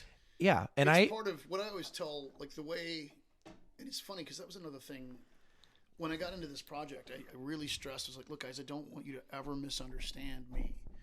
But when I pick up my instrument, I don't play scales, I don't practice licks, I should, I don't work on becoming a better guitarist. I play every day, every fucking day. And all I do is try and come up with hooks and progressions and changes. And I'm the kind of guy that will, Madonna's Material Girl comes on the radio, I'll turn it up and listen to the arrangement. Mm-hmm. Yeah. That's a hit. Listen to the arrangement. Yeah. How do I apply that to what I'm doing? Does this song want verse, chorus, bridge, solo, chorus out? Yeah. Or does it want a verse 4? Does it want a bridge 2? That's all I do. So what you're going to find working with me is I'm going to say, here's 30 songs. And I'm not saying they're all good. I'm not saying anything. This is what I do. Yeah. It's not an ego thing. Yeah. It's not these are my songs. That was something that I ran into in the past. It's like, dude, it's not about, it's just, this is what I do. Mm-hmm. If you're comfortable with that, and then what I do is literally, it's my vocal, my guitar performance, and a click. Because I'm not a drummer. I'm not a bass player. Could I put shit in there? Sure. Interesting. But Louie and Jeff, and there's lots of different ways to work. I don't think there's a wrong way, but Louie and Jeff are so talented that I literally want to be like here. And my thing is, what I do is I draw a stick figure. You guys got to make it a human being. And like working with Lance on keys, man, like especially the song The Void. When he started playing The Void on keys, I was like, I'm not even going to play guitar. Guys are like, what? I'm like, I'm not going to play guitar until verse 2. Yeah, Verse the 1 dynamic and of that chorus too. 1 are going to be vocal and keys, guys. And when we all come in together at the beginning of verse 2, it's going to go off like a bomb. Yeah. And everybody was like, dude, because I wrote it on guitar. Yeah. And I was like, let's just try it. They're like, all right. And the first time we did it in the room, you know, I'm getting goosebumps remembering it. Yeah. Oh, We were all wow. like, oh, so there's lots of ways to work. Right. But that's the way I choose to work in this band. And what I worry about is these are my songs and you will play my, fuck that.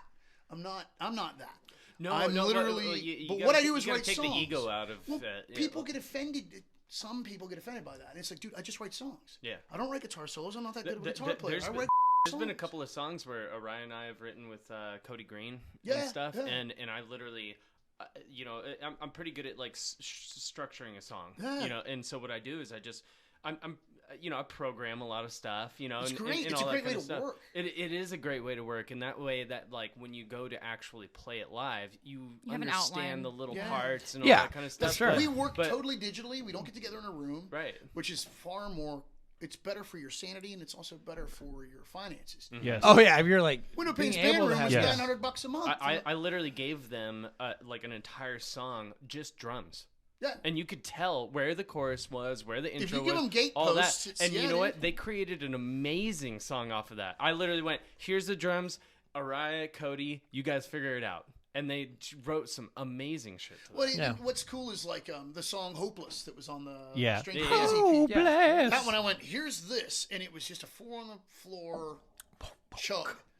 And Jeff went, that motherfucker needs a bridge. So he sent me back my demo, and right in the middle, it was just snipped to click and bass. And he wrote that entire middle Yeah. part, and I was like, Oh, Billy. shit. Ooh. That's the cool put thing. guitar Yeah. back across it, and Louis went, now it works. Because before, Louis was like, dude, I like it, but it's missing something. Exactly. And of course, I'm going, I don't know. That's why I gave it That's to when you you know you got great players, man. Is when Yeah, when they can season that dissect- mate for That's- you. that's the way They can this take your works. vision. Yeah. and Louis just in it. create I love something. Louis. Yeah. Oh, dude. Louis. Hey, shout out to Louis. Louis man. and Shout out Jeff. to Louis. Yeah. Love you guys. See, and that's Yeah. an amazing way too, because there's so many different formulas. I come from the background of more so like, even like White said this in the last podcast, where it's like I don't hear the violin, I hear the symphony. Yeah, So yeah, like yeah, when I first initially went out to Nashville, had everything written, composed, and there's, each there's time nothing wrong with that. If you Yeah. got a vision, Yeah. you got a vision. Yeah, realize that vision because that.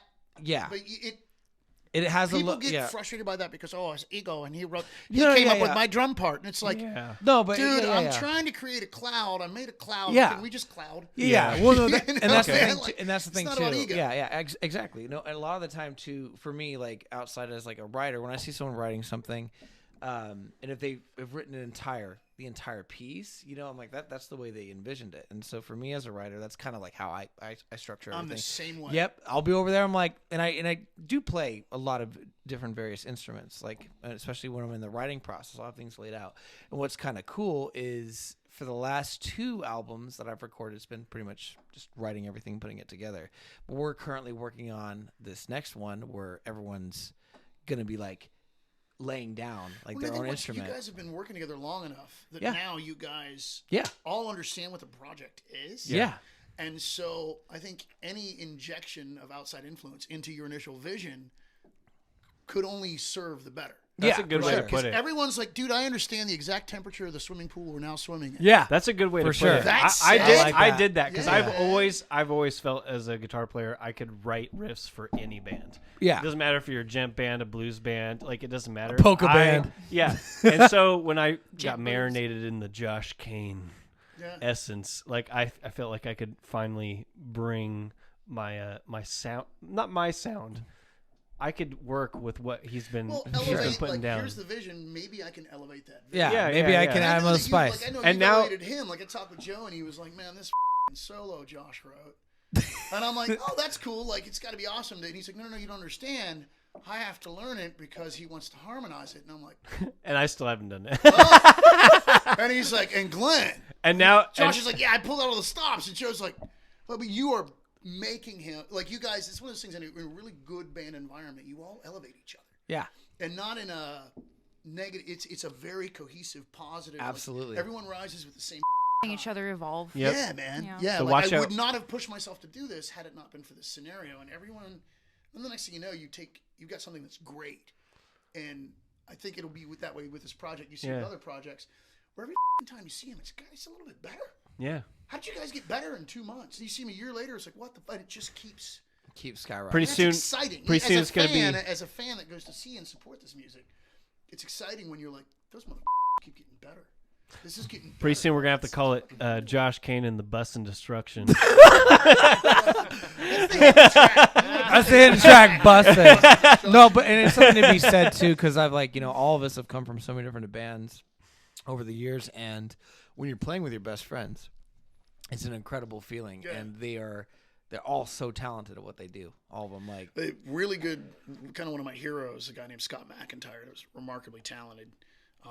Like one of my mentors, but I remember very early on in my life, he was like, dude, you can't make a band out of your friends. You got to make friends with your band. Oh, am I too far away from the mic? You can't make a band out of your friends. You got to make friends with your band. And I realized the wisdom in that, because you work with people you like. But if you just make a band with your buddies, you're only going to be so good. If you work with talented people, and then that friendship becomes where you're writing and performing with your best friends, and it becomes a family. Yeah. Everything's up here. Oh yeah. Yeah, I feel like we did that because I've only known Josh for That's what I'm saying. 2 It was years. And now you guys are. And dude, we're just family. simpatico. Yeah. Simpatico. Good shit. Good shit, dude. That's awesome. Well, we're gonna take one more commercial break, guys, and we'll be right back. And we'll be back. We rolled out.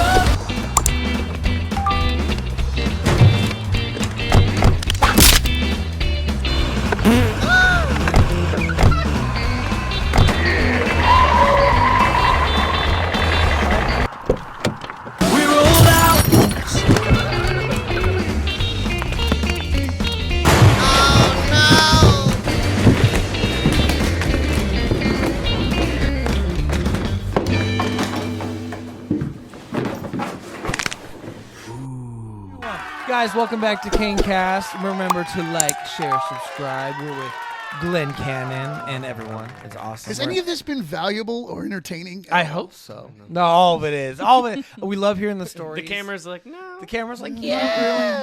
Do I have to ask another question? Yes, you have to ask another question, Joe. Okay. Yeah, let's go. So we just played a badass show. Yeah. Yeah, dude. That was just so much fun. It's hard to go back. When you haven't been I'm in gonna the be South honest. End for a minute, too. No, you know? Yeah, dude, so and that was fun. it's honestly, that was Josh, because I hit up Josh. I was like, dude, play in Tacoma. You guys do great in Tacoma. I really want to do a show with you. Like, we got to do this. Yeah. And Josh was like, you know what we should do? We should get a hold of Wyatt. Yes. And that is how that whole show happened. Yes. Yeah. And then it turned into the total Rochambeau of like, well, that's why we did that joke, but it was like, well, who's going to play where? Yeah, who's gonna play where? And then, of We course, don't know. everyone's like, man, I don't care. Well, you got 3 headlining acts. Yeah, but also everyone's really cool. Like, no one's like, well, I definitely want to be. Everyone's like, I don't care. Yeah. I don't really care. I don't care. You know, and then even the day of, like, Wyatt, bless his heart, he felt so bad. He's like, dude, you put all this together and you didn't even get to sound check. And I was like, Wyatt, look. You're badass. Do I seem even slightly bothered by this? I'm like, dude. You guys didn't get a sound? No, No. they didn't need one though. I could so I came up to him. I said I came up to him.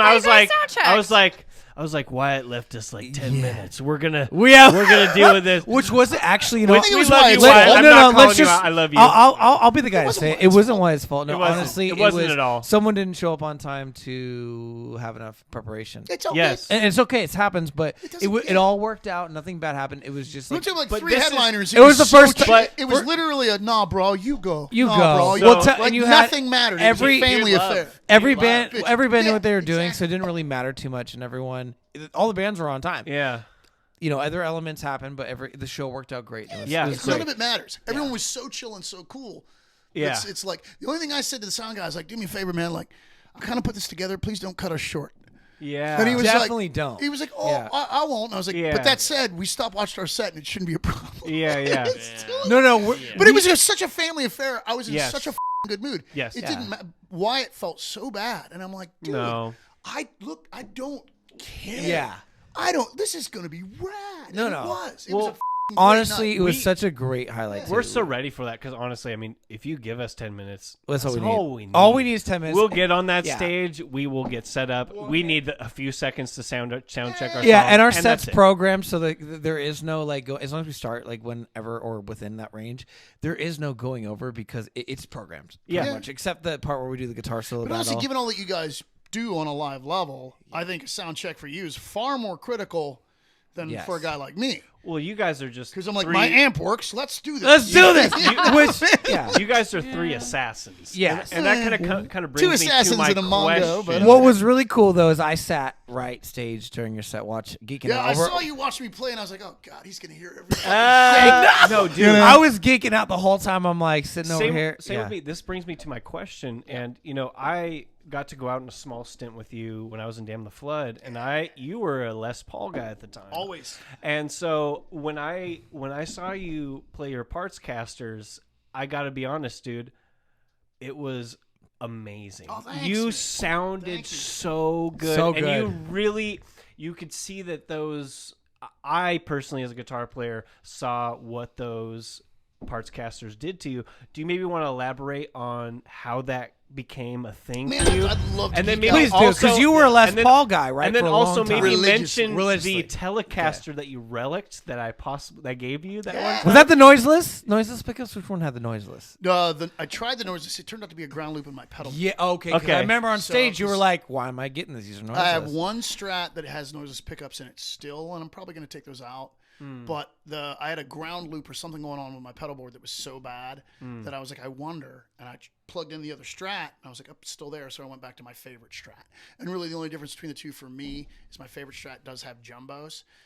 The other Strat has kind of a tall, narrow. They're not bad. I can play the shit out of that guitar. Yeah. But Jumbo cannon? I prefer the jumbo cannon. The jumbo Yeah. I like a nice flaccid fret wire that I can manipulate. So anyway, going way, way back, the first nice electric guitar I ever bought. My first electric guitar was a Washburn JGRV, little black Super Strat, and it was like a Strat pack. It came with a little 10-inch speaker Washburn amp, and that was my first electric guitar. I played acoustic to the point where, you know what I mean? That was my first electric. The first nice guitar I ever bought, and it was the straight-up David Gilmour Momentary Lapse of Reason Strat.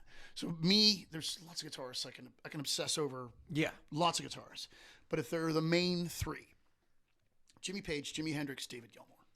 Okay. Those are my main three. Now, we can go on rants about Mark Knopfler, Daryl, whatever. I love all of it, but I also obsess about drummers, man. I can sit around and pick apart Densmore with you all day. Oh, yeah. Like, I obsess about music. I obsess about anything. Dude, I'm ADHD. I'm manic as I've abused a lot of substances, so I will geek out on shit.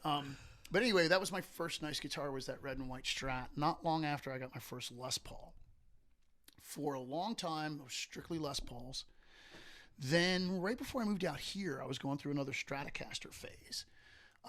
Played Strat for a long time. Then I went into I played PC Rich. Yeah, right. Yeah. The warlock, the weirder the better. I went through a phase where honestly I was playing a Gretsch Duojet for a while, the one with the Filtertrons, not the single coils. And I loved it because it kind of did a lot of what a Strat could do sonically, and it kind of did a lot of Les Paul could do sonically. It also really started to hit me too. You know, it was interesting. I always felt like I played Strats better, but I always played Les Pauls. And it was actually Tony Abreu that was like, well, dude, so your Strats? And I'm like, yeah, they're fairly stock. I'll usually swap the pickups and pots, but I don't do anything too wild. And, you know, medium-ish action, maybe 3, 4, 64s at the 12th fret. He's like, what about your Les Pauls? I'm like, oh.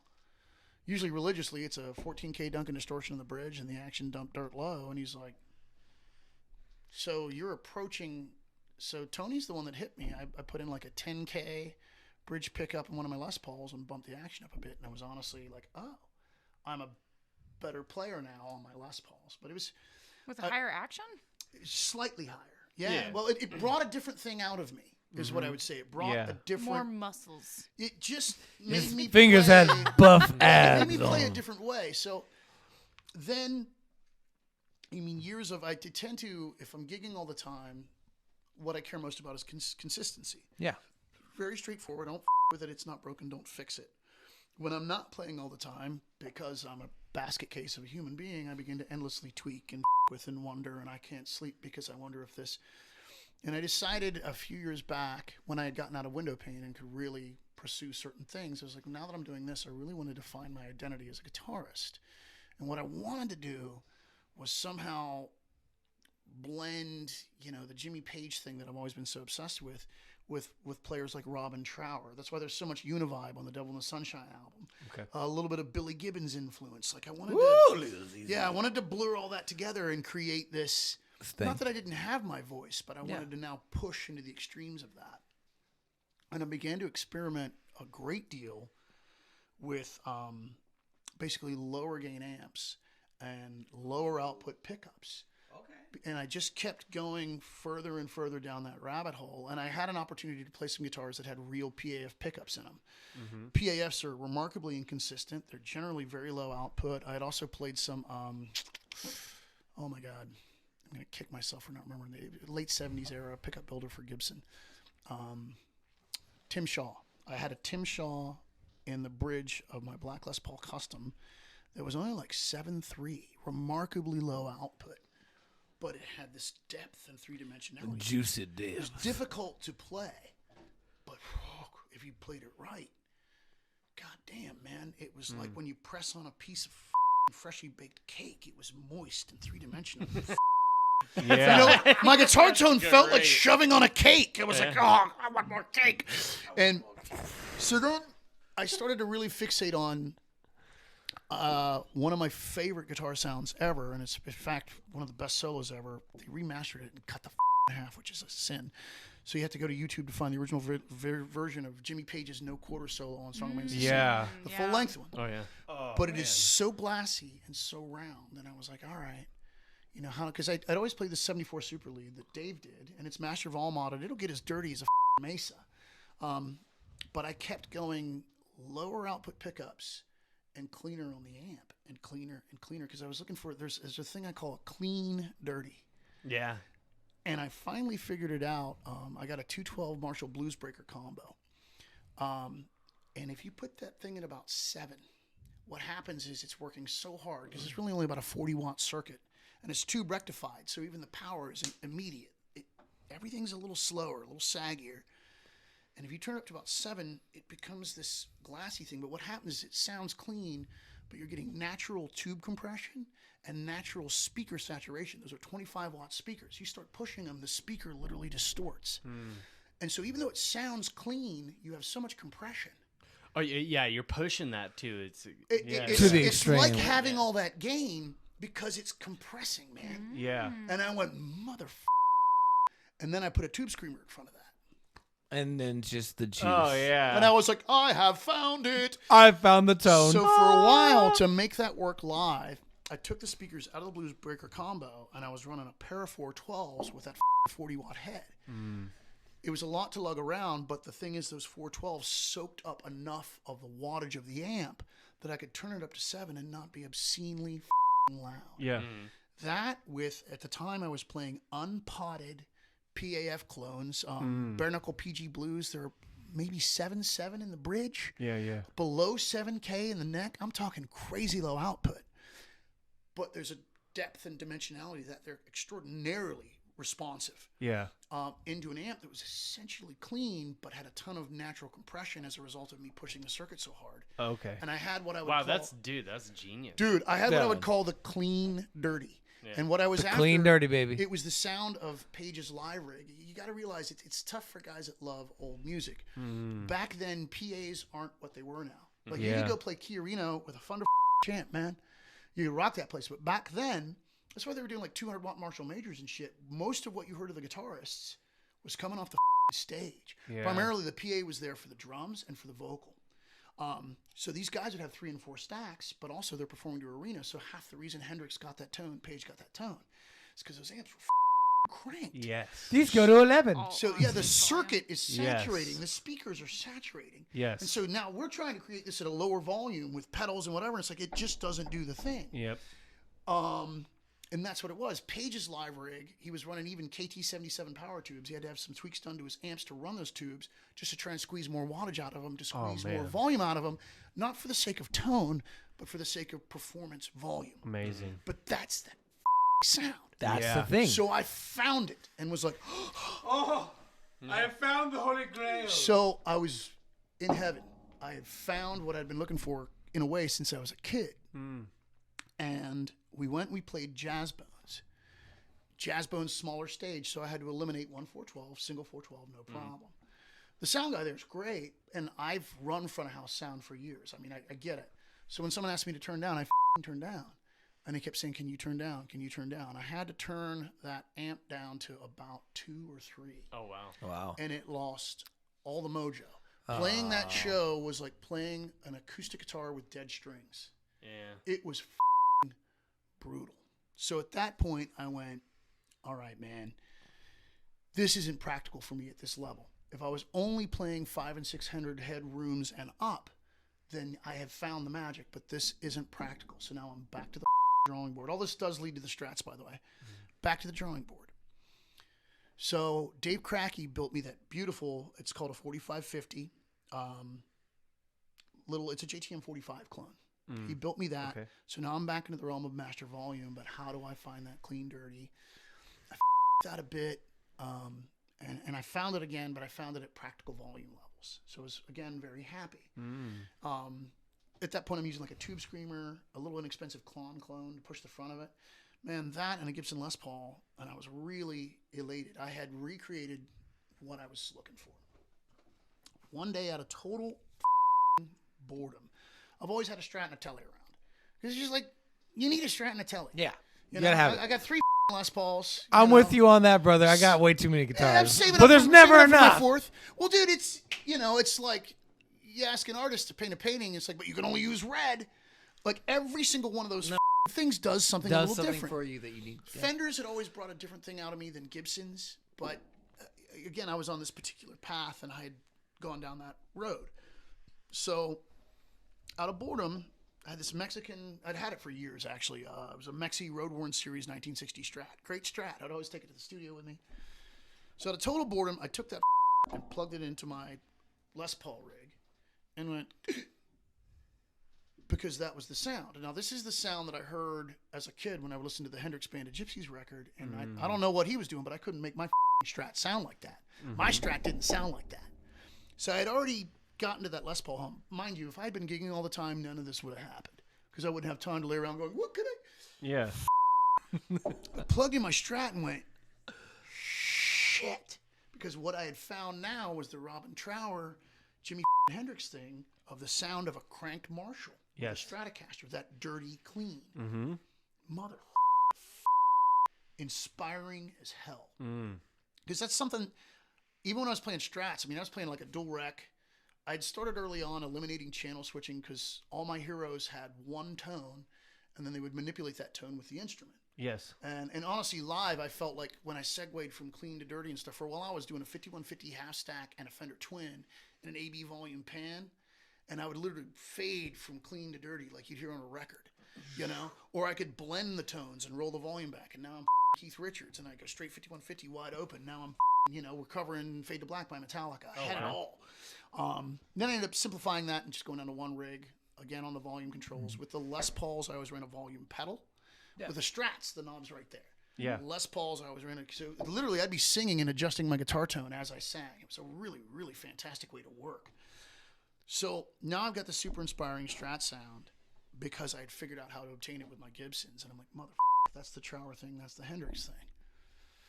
Okay. And I'm like, so now it's time to learn about fuzz. And I don't know about you guys, but every time I plugged into fuzz pedal, it was this muddy, shitty. Disgusting. Who the even uses this? Yeah. What is this for? Yep. Maybe I just need to buy a nicer one. This one's $400. I plug in. What the dude is making me nuts. Yeah. Driving me crazy, dude. So I bought the Hendrix Dunlop reissue. It's the BC 108 circuit. So it's a silicon fuzz, which actually I've learned that I like that. I prefer the sound of the silicon ones. Yeah. I took it home, plugged in.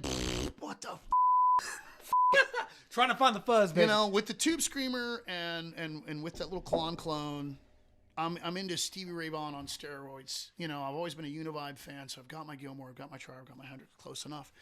But after I returned the fuzz, I was like, man, I miss it because there's a thing like there's a texture and a bloom. Mm-hmm. It's one of those reasons like a lot of people can't stand Billy Corgan's voice, but sonically, those Smashing Pumpkins records are fucking amazing. Yeah. Sonically, they're pure ear candy. Those guitars are 8 miles thick. And there's all these fuzz octaves, some beautiful going on. I could never figure that out. Mm-hmm. So I'm around online, and finally I found this crappy YouTube video. This guy's like, here's how you make your fuzz sound good. I'm like, all right, buddy. Because I would see fuzz demos, and I'm like, it sounds like shit. That sounds like shit. Yeah, that doesn't sound good. These all sound like man. Yeah. You know, that doesn't sound like Hendrix. It doesn't sound like Trower. It doesn't sound like Gilmore. It was like Gilmore loved a Big Muff. I'm like, what the And this guy's, it's a shitty looking video from his camera must have been leaned on a box, but he did have some nice gear. And he's like, let me show you the trick. So here's my fuzz face, and he turned it on. I'm like, see it? And he's like, so what you want to do, take the knob to wide open, and then roll it back, and you'll hear it, and you literally can. It's kind of on the top end. You're hearing this, you know. Yeah, you do a high cut frequency. When you hit that point, that's where you want the knob.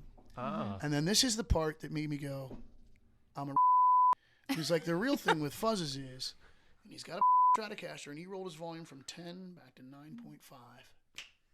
And I went, That's it. You're just cutting out those high frequencies. Yeah. All the mud went away.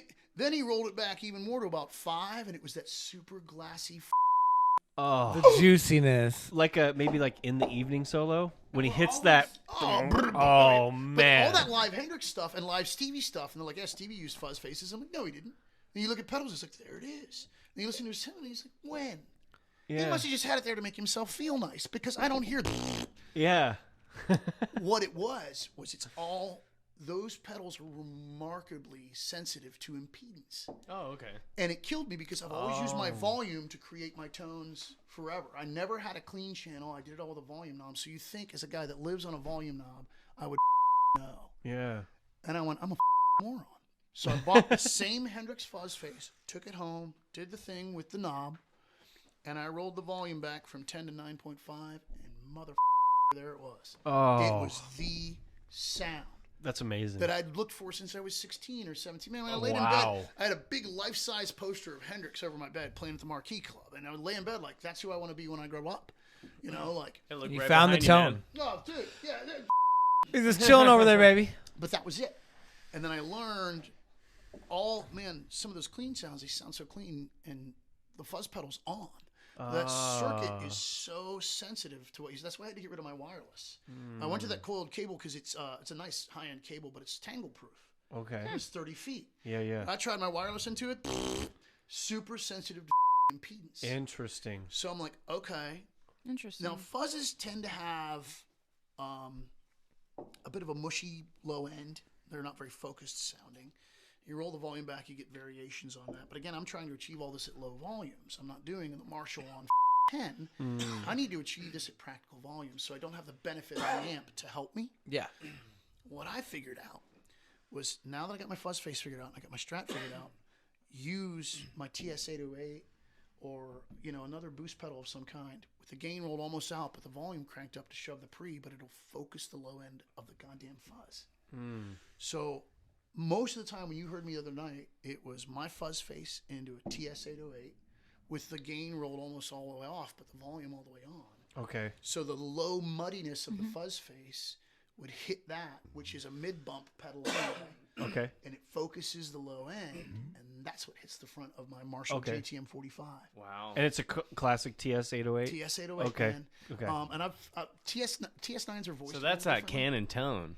That's the Canon tone. Oh, and you were geeking out like Cody, because Cody came up to me. He's like, dude, I was talking with Joe. Yeah. You had your fuzz face on the whole time, and you were hitting. Let me tell you, Yeah. during that and I show, was like, that's it. But so I never get to hang out with Cody. Shout out to Cody, by Cody the way. Green's It the was shit. so Cody dope Green, to baby. hang out with Cody, and him and I were sitting there just completely geeking over you. You're in the entire set. We're just like, the two of the most wicked guitar players I've ever heard. So yeah, like 'cause Cody there, I'm like, man, if you've never heard Cody Green play, He's absolute insanity. He's so bad. Another somebody level. comes up, he's like, dude, great playing tonight. I'm like, because he's like Superman and I'm Sloth. I mean, my ears wiggle and I like Rocky Road, but that guy's Superman. I just have the shirt. Dude, so I've worked. a freak of I mean, nature. I've been going to school with Cody since middle school. Yeah. And we've known each other forever. He was always like the guitar guy. Yeah. Like, oh, he plays guitar. But he was like winning competitions when he was like 14, 13, guy stuff can like that. play. He's a great And, Well, and- teacher stopped teaching him because he's like, I've taught you everything you know, and you've Exactly. surpassed me. I can't teach you Oh. anything and else. what I love about him is he's so humble. He's so humble, but at the same time, I've seen Cody going out and playing bass in bands. You know what? Vicious Vicious Rumors, yeah. You know what I love about his playing though is that he makes like when he writes a chorus, it's something that's very familiar, yet he adds in that odd chord where you're like, ooh, I didn't Little think panic it chord the sauce. sprinkled. I didn't think it could go Gives it the there, sauce, and then man, you're like, yeah. whoa, it like these just weird rubby chords that you would never even think He's of. just basing the steak with that butter. Oh, Okay. dude. That's the thing where, like the audience doesn't know why it's awesome. They just know it's awesome. Yeah. Yeah. Like, because they're not there like, oh, that's a unique choice. They're like, whoa. That was And that that's was a that little bit shit, of the man. magic when I was playing with him and Casualty of God. Casualty of God with Jeff, Yeah. and it was so cool just watching those two. Shout out to Jeff because he totally He's a Jeff musician. Easton. Monster. Yeah. well. I mean, I'd been playing for like 12 years at the time. I think when I met him or so, and he was like, "You're off time," and I'm like, "Really? I think I'm playing pretty good." And he's like, "No, you're off." No, you're off. And I'm like, okay, obviously the I'm going to click listen on. to somebody Prove who's it. been playing for longer than I've been alive, so I'm a He's always been a stud, too, dude. But no, he really put into perspective into how I should go about playing drumming. You're rushing, you're too slow, or sometimes it's like, hey, you need to hold on the back of the beat a little bit because you can be ahead. So you have the beat right here. You can be ahead of it, Boop, boop, boop, or boop, yeah, boop, behind boop, it or in front and of you it. can be just exactly. Sometimes you want to be ahead. Sometimes you wanna want to be deep in it. behind. Yep.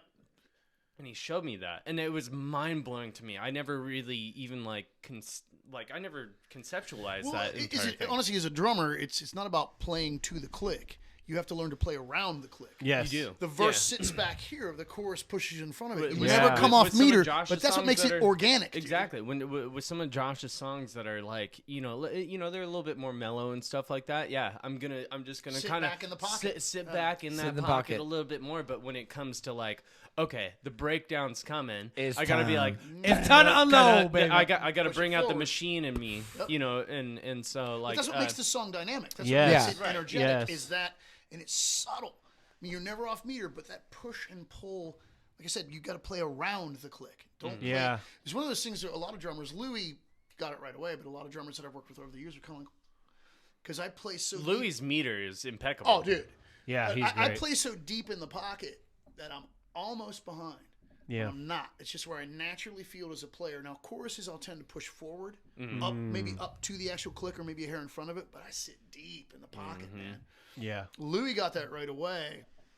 And what, man, Louis is super consistent, Yeah. amazing pocket, knows how Dude, to play I remember around the seeing you guys click. at the Chalet Theater in Enumclaw, and Ooh, yeah, I not remember gonna, that. yeah, I was, we went and saw you guys, and it was just like, the whole time I'm just like, what the. I mean, because I already seen you guys multiple times, but that time right there, It's a I'll good show, just never yeah. forget too. It was just you guys were just so deep in that pocket. Deep in the that pocket, was baby. like, wow. It's hard to beat how how clean. I was talking what's about going the on rotating here. members that eventually became this band, but we like Jake from Van Epps came down, Yeah. Sean Morrison came down. We had a bunch of different drummers come down. And Jeff was almost like, man, Louis Williams. I'm like, oh, I know Louis, man. I mean, distant friend, but I know him. And Jeff's like, man, I play with him a lot. He's really good. And Louis came down, and it was like, Oof. no offense to those other drummers, they're great drummers. Oh, yeah.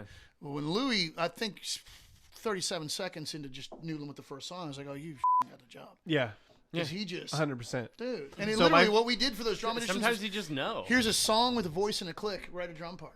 Dude, that And was so Louis kinda, wrote his parts and came in. It's like, kind of the same with Joe and I. Yeah. Like when it was like Renfield syndrome, Raya's dad, Ryan, and you know, like, so I remember we went and like saw them practice, and they had another drummer, kind of, you know, he's like kind of figuring things out and stuff, and I saw Joe there, and I was like, man, I seen this dude in Damn the Flood, like, and he rocks, dude. I mean, just kills it, man. Shred it, baby. Like, just this ghostly Lane Staley sound, almost, you know. Great singer, and, great player. Like, Yeah. 'cause that's when I met Joe too. Yeah, and I was like, fan.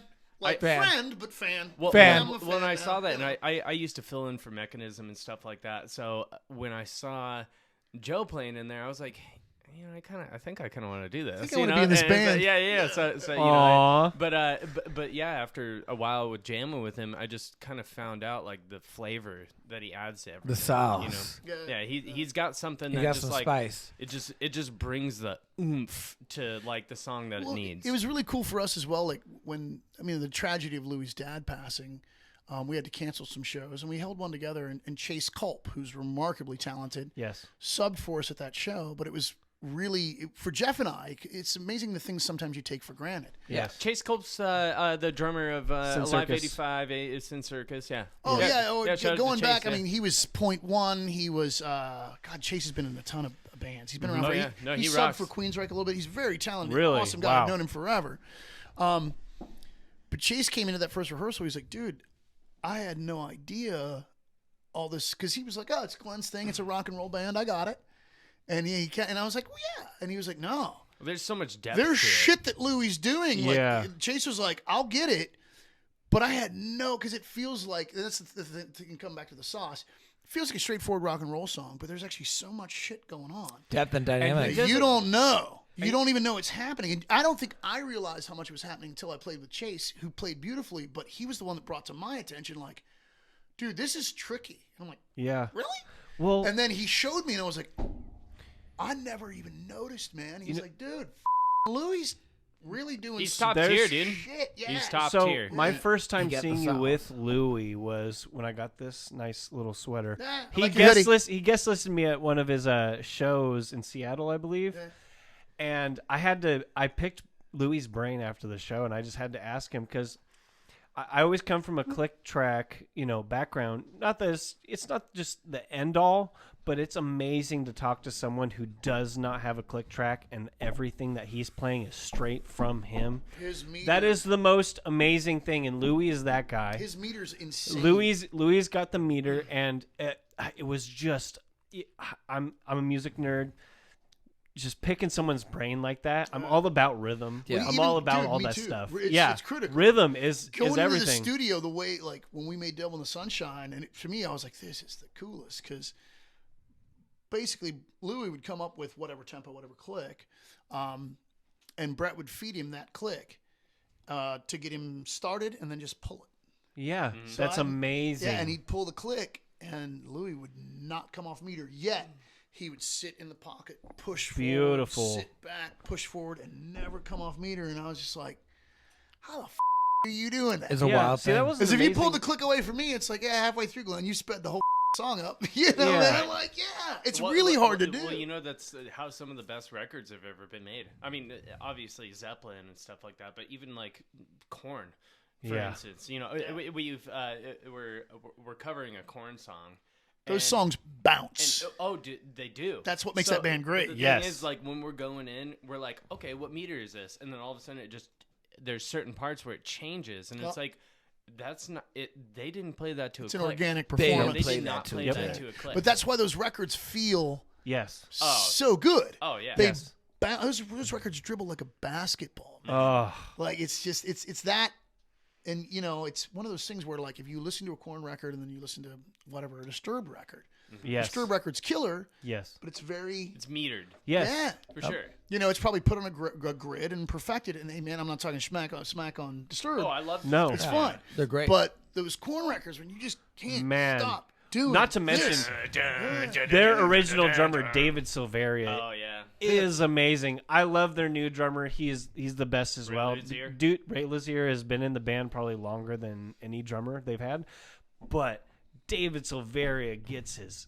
Dude, he created the he corn destroys sound. that hi-hat, dude. Just watch watch any video. Hi-hat, there's just a dent. I feel it's every not even a video- hi hat anymore. It's turned into feel a so broken bad for china. the What are the hi-hat. little finger symbols? It's Little a high. bit. Yeah. It's just completely decimated. I feel like a lot Well- of your vocal influences were Jonathan Davis and Lane Oh, Staley. 100%. I hear Jonathan- I hear both of them when you sing, and If I you had- crush those Soundgarden and Audio Slave songs Thank when you. we do Thank you. karaoke. Oh, It's man. Thank you. mind blowing. Yeah. Thank you. And Davis is one of those things with Davis and certain other singers. The phrasing, like that was another thing. Like it was when I first I never really paid much attention to Thin Lizzy until I really listened to what Phil did. Yeah. And I'm like, man, that guy kind of sings like you're sitting on a couch with him, and he's like, man, let me tell you about Friday night. Yeah. Yeah. But he's singing to you, yes. and I'm like, oh, It's all and then you sultry. start to really, and that's one of those And things, that's what makes Jonathan him Davis, timeless. The phrasing, Yes. Scott Weiland's phrasing, Yes. man, Axl Rose, his phrasing, Yes. it's like that guy Yes. is brilliant. Yes. It is when you listen to what he does and how he does it. And this is still catchy, and yet, if you just think of a syllable as a percussive moment within a vocal, Yeah. holy, there's some shit going on. Have you where ever I'm heard like, that song dude. "Thoughtless" from Korn? Oh. It goes. Oh yeah, It's like yeah, that was on Thumbing the through Silver the record. pages. you know, My that's almost one of those Cody fantasy. Green moments Yeah. where like he comes up with something where you just weren't expecting it. Yeah. You're like, But oh, that's Kinda why you're weird, like, yeah. you're I- immediately it's like, a hook. Your this fish has hook my moment, attention. yeah. Do you know Sammy Coffey, Blue Helix? Yes. Yeah. So Sammy and I worked together for a little bit and stuff like that. And I remember just sitting in the studio there, and he told me something I'll never ever forget. He goes, every single instrument needs to be a hook in every single part. Yep. And I was like, interesting. Like the drums have to be, yes, the drumming has to be a hook. There has to be something where it's like If every single thing is catchy, then and that's every a part struggle. of And especially every as a part musician, of you got to every be careful. song. That's when you have to circle back to like one of the first things we were talking about is you got to remember that you're an entertainer. Yeah. I mean, we even had that dialogue within this band because Jeff was like, "Man, I really want to make sure that we're not doing the obvious thing. We're doing the unexpected thing." And initially, I kind of panicked because I was like, "I've been in bands where this ruined everything." But as we talked more and kind of got it sorted out, it's like we were already doing that. It didn't really need to be said, but when it was said, I was like, "Oh." And then the next thing Louis came out with was this really. I was like, "Bro, I love you, but I can't even find the one. Like, what's happening?" And it got kind of weird for a minute. Now everything's groovy again, but like if the guitar line's a hook and the bass line's a hook and the drum loop's a hook and the vocal's a hook, then you're winning. You're captivating a listener. Yeah, Exactly. absolutely. You know, man. And the song that's itself hard. has got to be great. Yeah. Like that's the big thing too. Well, you have to is- put yeah. yourself as a player aside. Yes. And you have to serve the The song, 100%. And you don't want to think about what you're doing. You want to think about what someone else is hearing. Oh, Yeah. look, No, look, no. man, I came from like a technical metal. Well, and band. that- and that's- everybody's yeah. soloing the entire time. Yeah, and that's like for me, and like, trust yeah. me, I love it. It's Yeah. great, but at the same time, It all depends on what you want to do as an artist. Yeah. Yeah. For me, I'm looking for that thing where I make people forget what the they're doing for half an hour, and, Yeah. and I want to be, in the 60s and 70s, it was called pop music. Nowadays, it's like a dirty word if you're playing rock and roll. But Hendrix was a pop star, dude. People Yeah. forget Yeah. that. Led Zeppelin were pop Well, stars. if you Jim can, Morrison was yeah, a if you pop can star. remember what Yeah. they're saying Fuck, too, dude. like that's a huge thing. Like, so for me as a writer, I love writing things that stick in people's heads, like man. earworms. Like that's my place. Look at this photograph. Oh, No, but that's a big thing for me is like coming from a background of being able to play like technical stuff and Yeah. the technical side. When it comes to the songwriting side, the song needs to sound great. well, and, you know. but what you do, and I think you do it really well, is you can hear the ability, but what you do is you put it all in its right place. Yes. You're not pure flash where maybe you've been to those shows where there's 8 guitar players going, "This is the best band ever," and the club's otherwise empty. Yeah. Oops. You know what I mean? It's like going to a lynch mob show. I went to see the lynch mob, and it was 100 guitar players going, "Yeah." Yeah. Nobody's getting laid tonight. You got all No. Girls here. all the techie nerds, Yeah. you're gonna You gotta go to you gotta This is like a definitely not good Stone Temple combination Pilots. between Dude, those. when Like, Louie and I laugh about that, I'm like, man, the minute that you can't, I'll say like what we're talking about, where I'm like, the minute that I can't tap my foot, we have f***ed up. Yeah. The minute you can't do this, you blew it. Yeah. You know, like depending on what you want as an artist. But I think what you do really well is you can hear all that ability, but you're showcasing it in an accessible way. You know, when I first got hip to your music, I was like, genius. And then, of course, talking with Joe, then I heard some of your guitar solos within these songs that are incredibly accessible. And I'm like, you know, so a guitar player is going to go, God, I love this band. A drummer's going to go, God, I love this band. But some 15-year-old that just loves rock and roll is going to go, God, I love this band. Yeah. And you guys do that really well. You guys do good because the kids will pay your mortgage, man. Yeah. The guitar player going, I love this band, is not going to pay your mortgage. Yeah. He's a guitarist. He's broke. Yeah. You know, man? Yeah. You guys do that really well. Yeah. Yeah. Yeah. No, Seriously. 100%. Yeah, dude. Thank you. You know, Thank you. You can tell that the ability is there with all of you. There's obvious ability, but the music, that's the thing, man. I want to have that ability, but I want to be accessible, you know? I think it's important to mix like that, like say for what we were talking about earlier, and now I have to like kind of, sorry, I had something I was thinking about earlier, and now I'm like, I have to access that again, but like mixing the simple and the complex together, you know, so that you're appealing to, you know, the people with like, say, you know, you're appealing Taylor to Swift vibes.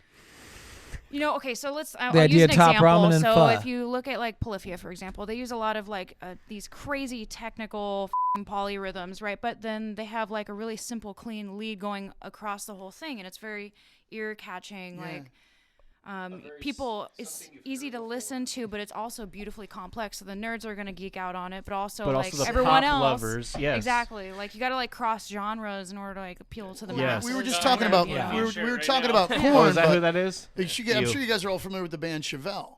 Oh yeah, yes, I love Chevelle. I love Chevelle, but what I find with Chevelle records is after 2 or 3 listens, kind of done with that record. They have the one gear and they do it well. Yeah. Whereas with a Korn album, oh, I can listen to that for 2 months straight because it's everything you just described. Yeah. It's accessible, but there's so Something much. Whereas interesting. Chevelle, You could literally listen to that album again and find new things. Chevelle's every single very time. direct, and it's great. I love Chevelle, but Yeah. it's very direct, and it is this gear, Yeah. and it's really good, but it doesn't have everything you just described. And I think, I mean, sadly, I think that's why 30 years from now, people might remember a Chevelle song, but they're not going to celebrate entire albums. You know, whereas 30 years from now, people are still going to be like, dude, have you ever heard, do you remember Korn? Have you ever heard this? Oh Yeah. And That's going to be there. you know That's why what? Led They have Zeppelin that. is still around. It's I timeless. Yeah, I but just the Monkeys bought, aren't. but Led Timeless Zeppelin classic. is, dude. Right. I yeah. just bought tickets to the Korn 30th anniversary. That's gonna be a great October show. this year, Korn, and Spearbox, and my favorite band, Gojira. yeah, Gojira, dude. Have you ever listened to that A band? little bit. See, and Oh, that's man, another you- band. you That's know- another band. So great. I was Gojira. never into death metal. Like I liked heavy technical. stuff. I don't think of them They're as groove. death metal. No, they're Well, technical they- groove they- metal. Well, okay, wait. They Yeah. used to be. They're- If you listen to the early records of Gojira, It's death metal. It's literally just Yeah. you know. But and the they thing is, bridged that gap. They did bridge that gap. Yeah. It's what's great about that band, and I will die on this hill. Yeah. Because what I love about them so much is that they're actual brothers. Oh, that's cool. And they sing together, and so Mm-hmm. they Joe have this Duplantier. weird They're haunting. French too. Like, Yeah. well, I mean, when It makes me Araya, think when I Araya sings recently with got her turned on to dad- Baroness, and it's where they're singing at the same time as well. It's like there's a thing going on there. yeah. There's Yeah. when Araya sings with her dad, it's Cool. just like, wow, it was like meant to be. Right. Like they had, even though they sound It different. might be genetically related, you know. yeah, well, so our that's vocal maybe. cords It It could might be in the like- genes. you know. Yeah. It has to Those be brothers somewhat in genetically that related. band, when they sing together, it's just this haunting, it's just this sonic sound that you just can't replicate without having that. Yeah. And Yeah. and whoever their sound engineer is, oh my god, I think they do it is themselves. unrelenting. I mean, it is just, you know, like the Right. but. What I love about their drummer too, I'm sorry, I'm Oh, nerdy. go, the go, best. go, dude. No. Yeah. But Mario is probably one of the best drummers out nowadays. Top just 3. because what he does is he allows the song to speak. Yes. But at the same time, he's like this hidden chaos. Yeah. Yes. In there that he will just bring it out, and you just like, if you've never seen him before and you go and watch him, you're gonna be like, wow, this guy's really, he's like just 4 on the floor, and then all of a sudden he's just doing these like really unorthodox, I think it was empty. Crazy. unorthodox fills. types of fills and stuff like that. Well, he can it's play just, like, a here song and with there. just his drums. And you can hear the song. He literally does He songs literally, it's by the himself. most beautiful thing ever. It's a masterpiece. I wouldn't call him a savant or anything like that. Listen, but that's what makes that, like, when you get into really, really heavy music, like a lot of, for me, it's like when you get into blast beats and stuff like that, and really, really heavy music like death metal and shit, Mm-hmm. and then it also comes into guitar tone and even the production qualities. Sometimes it just becomes white noise. Yeah, It's just Yeah.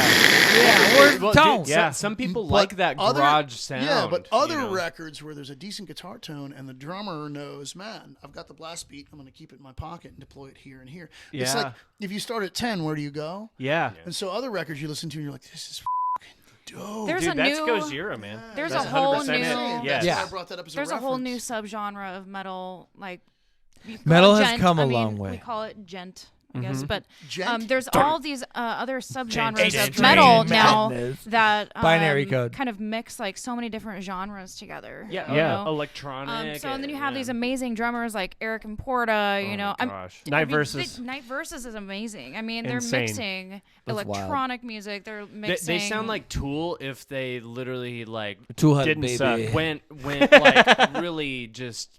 I don't even know how to put it. It's like their patterns are They're out so of this good. world. Out of this but world. they always have that like if that.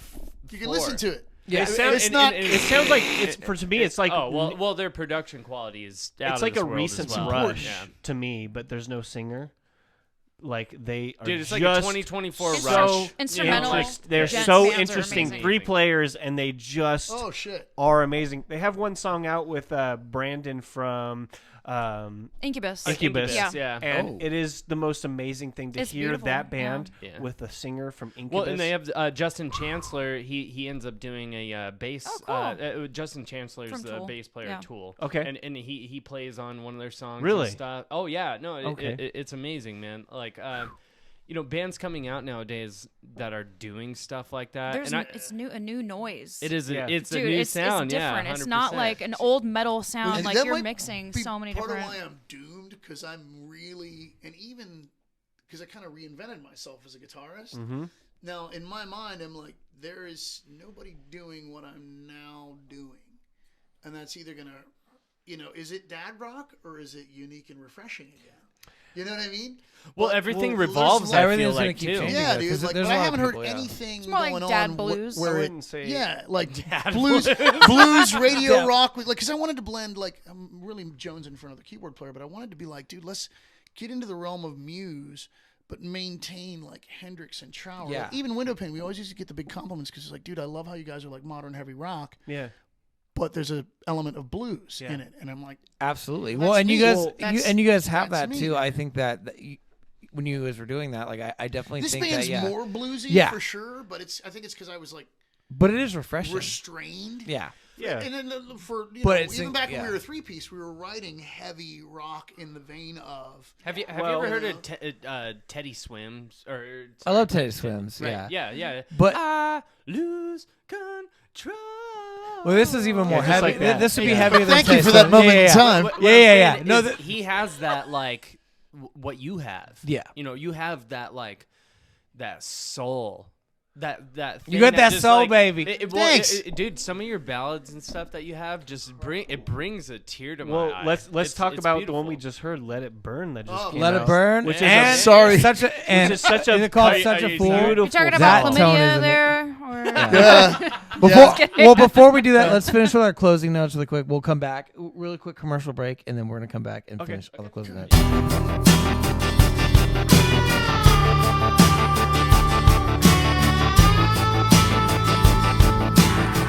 Guys, welcome back to Canecast. Don't forget to like, share, subscribe. We're here with Glenn Cannon. Let's talk about your most recent release, Let It Burn. Yeah. Well, the band, we're actually working on a bunch of new material right now.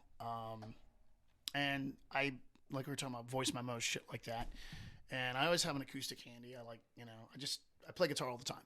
Mm-hmm.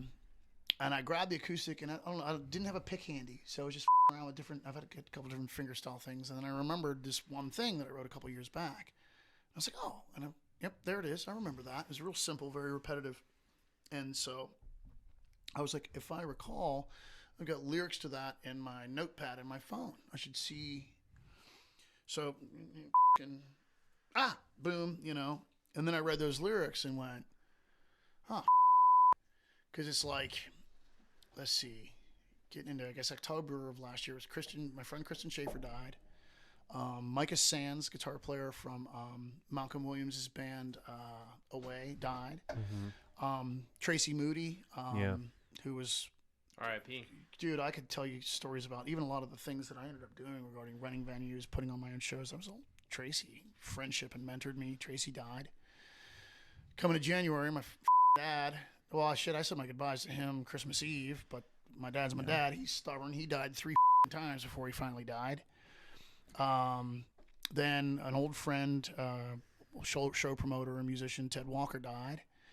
Then Tony DeLisio died. Then my good friend Justin Snock, hey, we can't find Justin. I'm like, I just talked to him the other day. Him and I went to school together, right? Yeah.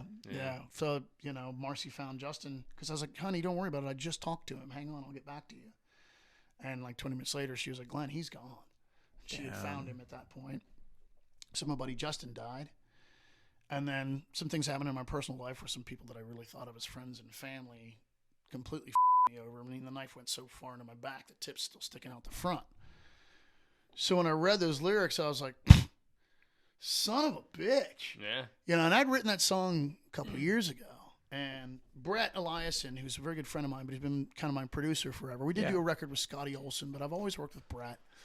And he's definitely a friend, and we have a great relationship that way. But I write acoustic stuff. I've got albums worth of just acoustic stuff. And so for 20 years, he and I talked about, man, be bitching I'll come up with my guitar, we'll just track a bunch of shit, and then you do whatever you want with it, dude. Throw hip-hop beats on it, Brett. Just go nuts. So found that song and went, like, the lyrics were just like, this is way too on point. And I hit up Brett, and I was like, how busy are you? And I think he was in the middle of finishing up a bunch of live stuff for Hailstorm. He's like, man, I'm going to have some free time, like, next week. And I was like, what if I came up and we did an acoustic song, man? And he was like, A. And he hit me back. He's like, dude, I can clear this Monday. And I'm like, okay. So he hadn't even heard the song. Went up. It was my kind of session, man. I sat Indian style on the floor. He mic'd me up. I played him the damn thing, and he was like, got it. So he recorded me doing it. Like, literally, there's some great photos. Just sitting Indian style on the floor, man, with mics. It was my kind of session. And then, I was like, so I did the acoustic and the voice, and I was like, go nuts, dude. Do whatever you want. I really don't care. And also, I talked to Jeff and Louie. I was like, look, man, I'm doing this, and it'd be a really cool thing to bridge the gap between, kind of our last release, which was Ass into last year when we finally got Hopeless out with the video.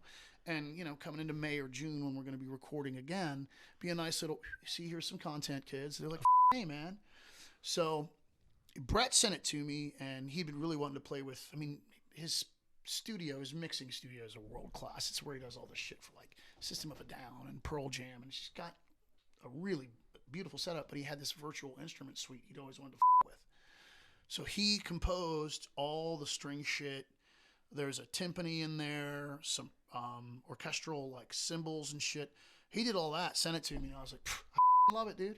Wow. And he's like, okay. And he's like, do we want to send it off? We usually use Maor Applebaum, who's found him through, he was doing mastering for Faith No More. Yeah. And I loved what he was doing, so we started using him with this band. Maor's been phenomenal. Maor Applebaum's really, really talented mastering engineer. But I was like, dude, if it's just acoustic, I don't know if we need that level of mastering. And Brett's like, dude, I can throw it through one of the mastering suites I have here. And we did that, and I'm like, oh, yeah, dude, that'll be fine. Let's just put it out as is. Okay. And that's kind of how it came together. Brett wrote all the symphonic shit, was just him like, and then I'm really laid back. I heard it and was like, dude, this is great. And that's the origins of the song. That's incredible. So that's not on the Stranger Days album. No, okay, it's okay, literally interesting. Just so a it's holdover single, man. Okay, yeah, interesting. Like, when we released Stranger Days, that was Hopeless, and then every song. Yeah. Before that. So there was 5 or 6. So this is one that was kind of inspired last minute. It's a one-off. Yeah, I stumbled upon it. It's just, that's pretty. I love that. And then when I found the lyrics, and a year or two ago I wrote it, but I read those lyrics and went, you gotta be Isn't it amazing James. how a Beautiful. song can come back from yeah, your it was past? just one of these things I wrote, and at the time, I guess that's what I was feeling like. And then when I read it, it was like that defines this moment in time. You're like, who wrote this? Well, guys, you gotta check out. You gotta check out the song. Yeah, incredible. it's a. I've got what was cool is I got a lot of private messages, and it's one of those things like, oh, I'm so glad I could make you cry today, but Yeah. people were like, Jesus Christ, and then I got a few who was like, hey man, are you okay? Yeah. And I'm like, You're like this 2 years ago. I'm like, honest to God, dude, I wrote this a year or two ago. Yeah. It just fit, and yeah, I mean, It's emotional. am I up right now? Yeah. Do I have a hard time getting out of bed every day? Yeah. But what are you gonna do? Yeah. Are you gonna curl up in a ball and be fetal? I can't, man. I Yeah. got bills to pay. Yeah. Put your fucking shoes on and go to work. You know, I can hear my dad's voice going, "Don't be a pussy." Yeah. All right, Dad. You know, I won't be a fucking pussy. Well, So- you got people to, like, hopefully forget what they're thinking Well, and you about, got right? people that are Live. listening to that. Well, It's a what I- healing yeah. experience What I too. hoped for with the song really was that anyone else that is feeling any of those kind of feelings, one, it would give them a point of connection, something to lean on, but also like, and I'm the worst about it, man. The worse my life is, the more I isolate because I don't want to be anyone's baggage. If I'm going to be around you, I'm going to make your day better. Mm. And I compartmentalize to a criminal degree. I'm not really good at sharing my feelings, and if you see me cry, trust me, I'm really up because I don't. I can't. And that's not a strength. It's a weakness, man. Yeah. So my hope is that someone else will hear it and go, I'm not alone. Yeah. Whoever wrote that knows what I feel because it's the people that feel like they're completely alone that take a bottle of pills and go to bed, shove a revolver into their mouth. So Yeah. maybe someone will go, you know, I don't know that dildo, but I know I'm not alone. Yeah. And so there it is. And there's my sappy old man well, song. well, that'll and be it's the like song, yeah. criminally sad. People are like, oh, dude. And I'm like, I'm so glad I could make you cry. You No, know? but it'll be the song that someone's holding on to, though, and I think that all of us, I we need grew it up to with be that. a crutch for someone Yeah. because I know there was music for me that I leaned on spiritually when I Yeah. was broken. And Absolutely. being a teenager is a terrible thing. Yeah, it's a wild ride. And you think about not only what we did to each other, but just what it was like to be a teenager. And I don't think that's just that's generationally, man. Yeah. It's a terrible time in anyone's life. I definitely think like the grieving process of everything that you've probably been through or what I've been through and stuff is like, you know, you kind of like compartmentalize it into a song. Or, you know, you like... Well, you and- can and- dip and- your pen in that inkwell because you have access to that and then you create from that. Yeah. Exactly. You And- create but, from- but yeah. it's a part of also let it go. And it's like... That's what the song is literally about. Yeah. If you listen to the lyrical content, where I'm, take the photographs you kept and letters written while you wept, stack them neatly on the floor, light the match, and laugh. Yeah. And it's literally about. It's back to my old man going, "Don't be a pussy." Yeah. You know, let it go, let it burn. And take your pain, take your sadness, take your sorrow.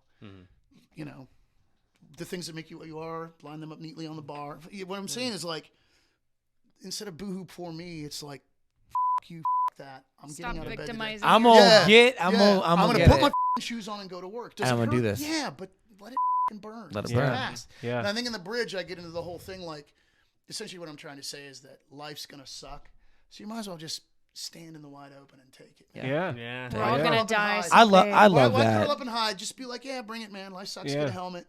But it's as sad as it is. It's literally about lyrically, it comes off so sad, but it's literally about letting it go. And you know how it is. You never really let it go. Yeah. Pain doesn't go away; it changes. Yeah. Love never goes away; it changes. You're still gonna love the person you loved when you were 14. You will always love, but that love changes. Yeah. It changes over time as Yeah. you grow. It's about that, man. It's about processing Absolutely. pain, and hopefully, it seems like I maybe like. I don't know if it was a bullseye, but I'm on the dartboard, dude. You're doing great. You're doing great. You know? Well, on that note, everyone check out that song. Fantastic. After all this, Let's post it right here. After all Watch this, I it want burn. you to take me seriously. Take I know him I was talking about seriously. fisting earlier, but No, please take no, me but do seriously. it. No, I'm this- an artist. And on top of that, the Yeah. Stranger Days album Yes. is Please check it out. It's man. beautiful.